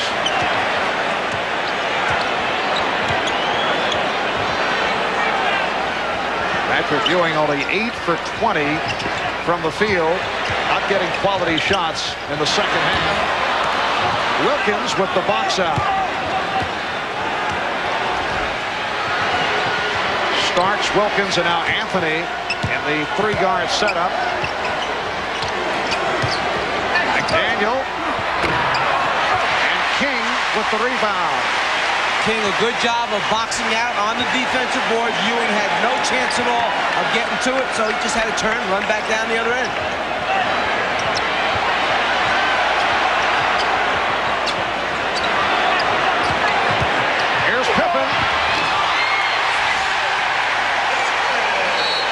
Pat Riley very upset. He felt there should have been a charge on Pippen.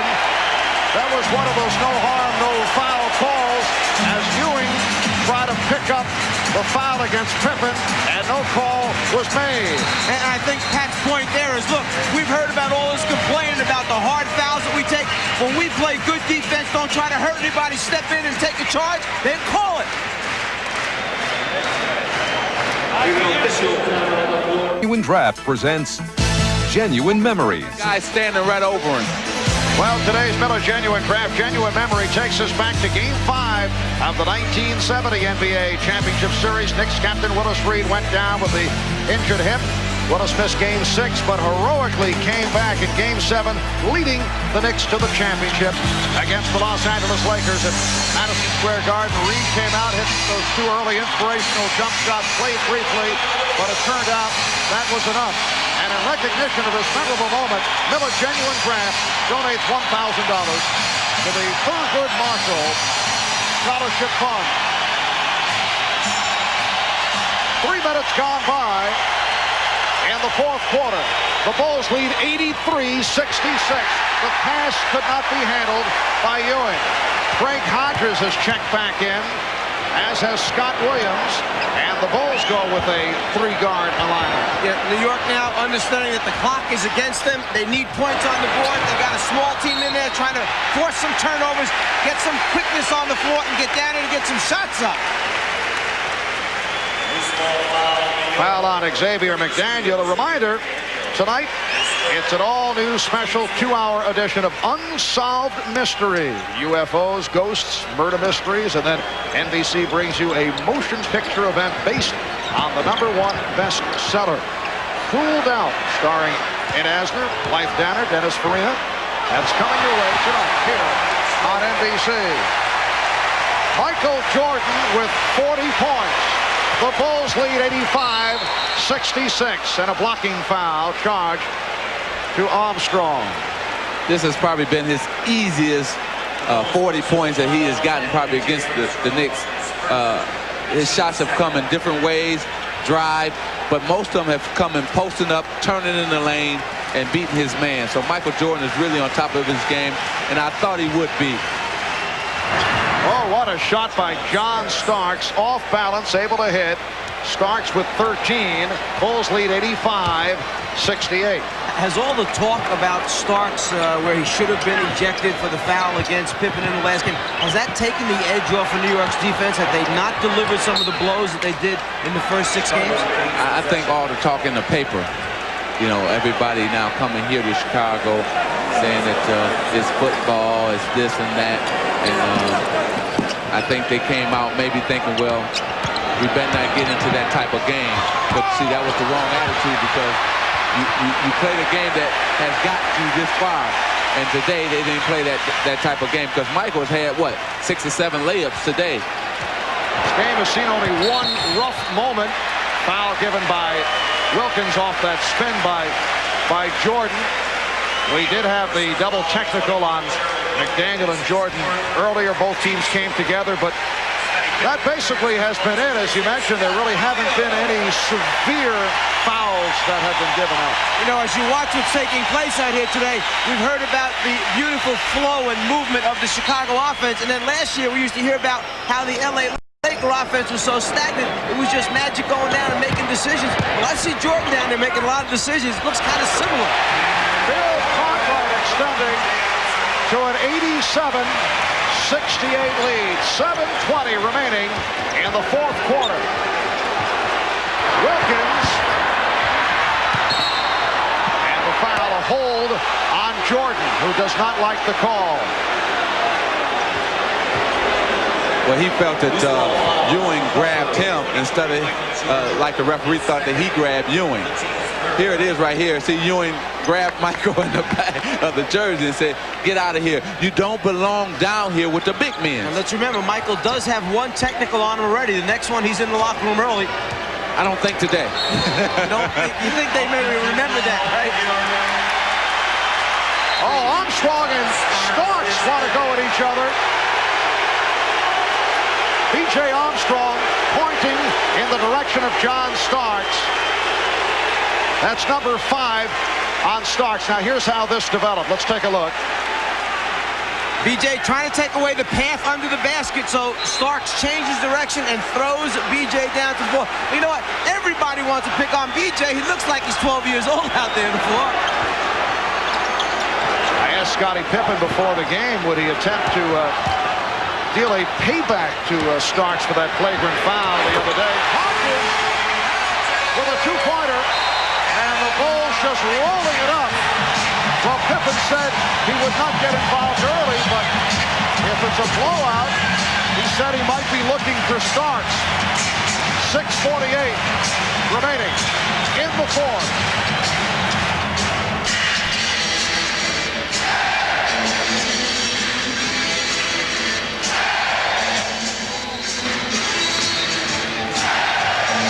Well, the usual sellout crowd here at Chicago Stadium, including Jack Nicholson. I guess he wanted to see a big ball game, making the trip from Los Angeles. No, he's here finishing up the Jimmy Hoffa story. That's what I said. I guess he had a movie locally, and he wanted to see a big ball game. I wonder if he'd give Coach Fratello a part in that new movie. as a villain. What part would you like him to give it? Is it a monster movie? Starks not able to hit. Rebounded by Cartwright. The Knicks with only 17 points in the second half. They had 13 in the third quarter. 6:25 remaining in the fourth.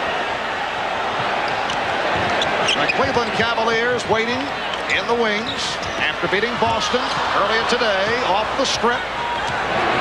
Anthony able to get it down. Here's Wilkins. That's a two-point shot for Gerald Wilkins. It's put on the line. Michael Jordan indicating, let's settle down here. Big lead, but you never know. It's a 19-point advantage, but much time remaining. Backdoor pass for Grant. Well, this time it worked. Well, you still have to be on the attack mode. That's what Michael was saying. Let's slow it down, but we still got to attack. You know, I think the Chicago Bulls want to blow them out to just prove a point to the New York Knicks. And also perhaps to the rest of the NBA looking on and seeing that the Bulls could be vulnerable after they have been extended to 7 games by the Knicks. I think that teams feel a little better now, like Cleveland. I feel better playing against them now. But, you know, Cleveland don't have the personnel to play the same type of game as in New York, but they have better offensive players. Armstrong off the break. So the Bulls open up a 93-70 lead as we come up on 5 minutes remaining, fourth quarter. It's got to be one of the worst feelings when you know it's bad and it's getting worse and there's not a whole lot you can do about it. Foul committed by Jordan. And Mark Jackson returns, replacing Greg Anthony. Well, how many times in this series have you seen the Chicago Bulls run out this easy and not be contested on layups, and not too often? Well, the biggest game, the most important game, it just hasn't happened for the Knicks in terms of fouls and what the Knicks did to the Bulls have done to the Knicks today. Team defense, they've rebounded the ball, and they got some easy layups because of those two factors. And Michael Jordan came out asserting himself. The Bulls shooting just under 59% for the game. The crowd bidding the Knicks goodbye with 4:55 remaining in the fourth quarter. And the foul called on the Knicks.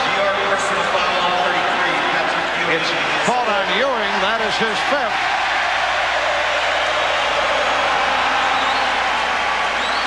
Horace Grant will go to the line.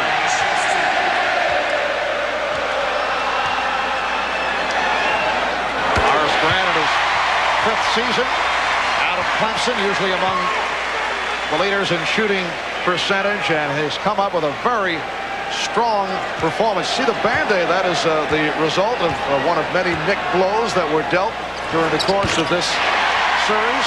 Well, at 4 different times during this 7-game series, the game has had to been stopped by the officials because one of the Bulls players, and it's been 4 different ones, have been cut, an open wound. They had to stop the game. Starks from downtown, and Armstrong gets to it. 4.5 remaining in this fourth quarter. Knicks shooting only 38% this afternoon. Pippen hacked by Wilkins. Well, first of all, Michael Jordan with the cotton trying to stop his bloodied nose, and then Pippen was cut across the chin, so they had to get him straightened out. And then the cut on the back of John Paxson's arm, and then Grant showing the doc that, look, I'm scratched and it's bleeding over here. I mean, Chip Schaefer could come away with the big trophy at the end of this series for the most valuable person. They were not only be happy that the New York Knicks are gone, but they will welcome a good night's sleep finally because they haven't been sleeping good because they thought this was going to be an easy series, and it's turned out to be opposite that. They may wake up once or twice or one more night just thinking they got to face him again. Well, a Knick victory over Chicago in this series would have ranked as McDaniel hits on the reverse stuff. And here's it from the crowd. Had the Knicks been able to pull off the upset, it would have ranked arguably as the biggest upset in NBA playoff history. The reason that this is a Knicks club that won 51 games, but a Knicks team that faltered in the final weeks. They blew the Atlantic Division by losing 5 of the last 8 games, so Boston was able to win it. They were red hot at the end. They had very few wins over the elite teams. They were dominated by the likes of Chicago and Cleveland and Boston. McDaniel was fouled. And they faced a defending champion Chicago Bulls team that had gone 67-15. They'd roared through the regular season. But you know what, Marv, no matter what has happened here today, they have a lot to build on the Knicks for next season. Pat Riley and his whole staff, as well as the players, can feel happy about being here in a 7th game. They've gotten New York City back in the New York Knicks once again, and so this has been great for them. This is really their season right now. What they've done, Riley, the staff, the players, and upper management, they've restored law and order, and the franchise is definitely now back heading in the positive direction that they all understand. You need to have that same common goal and interest type of thing to make it work and ultimately reach the championship, and that's what it's all about. And I think that the Knicks staff, headed by New York Knicks president Dave Checketts, well aware that there are still moves that have to be made. I don't think they fooled themselves by the fact that the Knicks knocked off Detroit. They take Chicago to a 7th game. They know there is a dire need for outside shooting. Jordan. And the call is last touch by the Knicks. You know, there's one stretch this season with the Knicks chugging along on top of the Atlantic Division that if you put Pat Riley or Dave Checketts or Ernie Grunfeld of the Knicks staff, there's Jordan. Michael Jordan with 42 points. If you put them on truth serum, they would say that aside from Patrick Ewing, they would trade that night the rest of the starting team. That's how far this club has come, and that really represents. Starks hits the three-pointer. What a remarkable job was accomplished by Pat Riley. No, what's remarkable to me is that you know the effects of this truth serum and what it would do to these individuals to make a statement like that they're going to trade the other 11 guys from this team. That's what's amazing to me. Remarkable. No, I didn't say 11. I said the other starters. Oh, starters. You know, when you have the magic elixir, you can do anything. Well, talent-wise, you know, they didn't win these 3 games against the Bulls on talent. They won it on hustle, heart, and hard play. That's how they won the 3 games. And so what the Knicks saying, hey, we need some more skilled players, a shooter, maybe a guy that can go one-on-one. And if they get those guys, everybody in the East better watch out. And this crowd providing a standing ovation for the Chicago. Fast here in Chicago, doesn't it? Benny the Bull right on the scene. Well, Chicago will move on to face Cleveland for the Eastern Conference Final. And over the regular season, the Bulls did take 3 out of 5. However, that last meeting, April 14th, the Cleveland Cavaliers won by 15, but Michael Jordan was sidelined by injury. And if you want to talk about that last game and the other games, Michael Jordan is averaging over 40 points against the Cleveland Cavaliers during the regular season. And so if you say 115 to 100 and add 40 points, that's 140. So it would have been 5-0. So that's Cleveland's main problem is Michael Jordan. Here's Grant. Shot clock running down. It's a one count, 24-second violation. I guess Michael doesn't look worn down. That was the feeling coming into today's game, but he has erupted, as has Scottie Pippen, who has come up with a triple-double, 17 points, 11 rebounds, and 10 assists. Armstrong. B.J. Armstrong has been a major factor. Michael Jordan sitting it out the rest of the way, finishes with 42 points on 15 of 29 from the floor. So the Bulls blowing out the Knicks to win game number 7. We're down to 1:28 remaining in the fourth quarter. A reminder tonight, right here on NBC, it's All Real Mystery Night. First, a special new 2-hour edition of Unsolved Mysteries, and then a world premiere event ruled out based on the true story of a shocking family murder. The book, the current #1 bestseller. That's tonight, right here on NBC.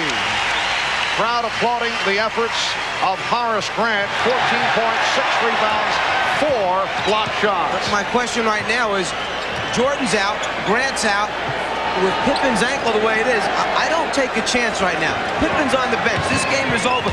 Long way to go yet for another championship. Get him out of the game before something happens that shouldn't happen. This is still a bitter rivalry, and if he goes to the basket or something, they're going to still slam him to the ground. I'm with you on that one, because you remember, you got one day in between the game. Tuesday comes in 2 days, so get him on the bench, and the game is over, and you had a good night. And I don't know if he's trying to save him for an ovation or what, but he should be on the bench right now. And it is another standing ovation for the Chicago Bulls. 33 seconds remaining. Start. Call for the foul. You know, we've paid tribute to the New York Knicks and Pat Riley and the job they've done, and they've established it with rebounding and great defense. But let's not forget this Chicago Bulls team, and all we talked about last year on the way to the finals and the championship was this great defense that they had, this scrambling, pressing, trapping defense that forced turnovers and then easy scores. And 79 points on the board right now for New York. I think they made a defensive statement today. Well, what they found out in this series is that winning back-to-back is not going to be easy for them. This is a 7-game series. The next series might be 7, and whoever they play in the finals is going to give them all they want to if they get that far. So what all this is going to make them is a stronger team, I believe, in the next round against Cleveland. So, yes, our hats go off to the Chicago Bulls on a game where they needed their stars. Pippen and Jordan came through, but I think the unsung hero here was Grant. He did all the little things, all the nasty things that go unwritten about. Bernard Winchester hitting that jump shot for the Knicks to make it 106-81, and the Bulls just running it down as they hear it from the crowd. A three-pointer to conclude matters. Bulls 109, Knicks 81. And players come together here in the final seconds. Only 0.8 of a second remain. And Livingston to the line. This is something here. I tell you what, I wouldn't want to be in this series next season, because it's going to be a war in the regular season with these two teams.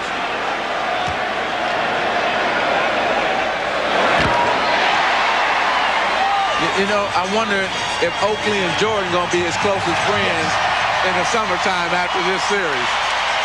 Well, the two teams do shake hands as they head back to their respective locker rooms. The Chicago Bulls have defeated the New York Knicks 110-81 to take this grueling series in 7. The Bulls move on to face the Cavaliers. The series beginning here in Chicago on Tuesday. We'll be right back. Bulls over the Knicks in Game 7, 110-81. Michael Jordan leading the way with 42. Let's go to Ahmad with Michael. All right, Michael, a lot of people had talked about coming to this game that you were tired, you got wore down in the fourth quarter. Obviously, that wasn't the case today. Well, I think the day off really helped us mentally. You know, we've been thinking basketball every day, and then Phil gave us a day off, and everybody got away from basketball and got ourselves back together mentally, and, you know, it really helped. You saw it today. I think mentally you guys got a shot in the arm because coming into this series, you maybe thought you were going to get by New York pretty easy, and they pretty much woke you up. You got to give this New York team credit, man. They pushed us to the limits. They really played extremely well. All right, congratulations on the next round. Thanks. All right. And next for Michael Jordan and the Chicago Bulls, the Cleveland Cavaliers, game one of that best of seven, beginning here in Chicago on Tuesday. We'll be right back.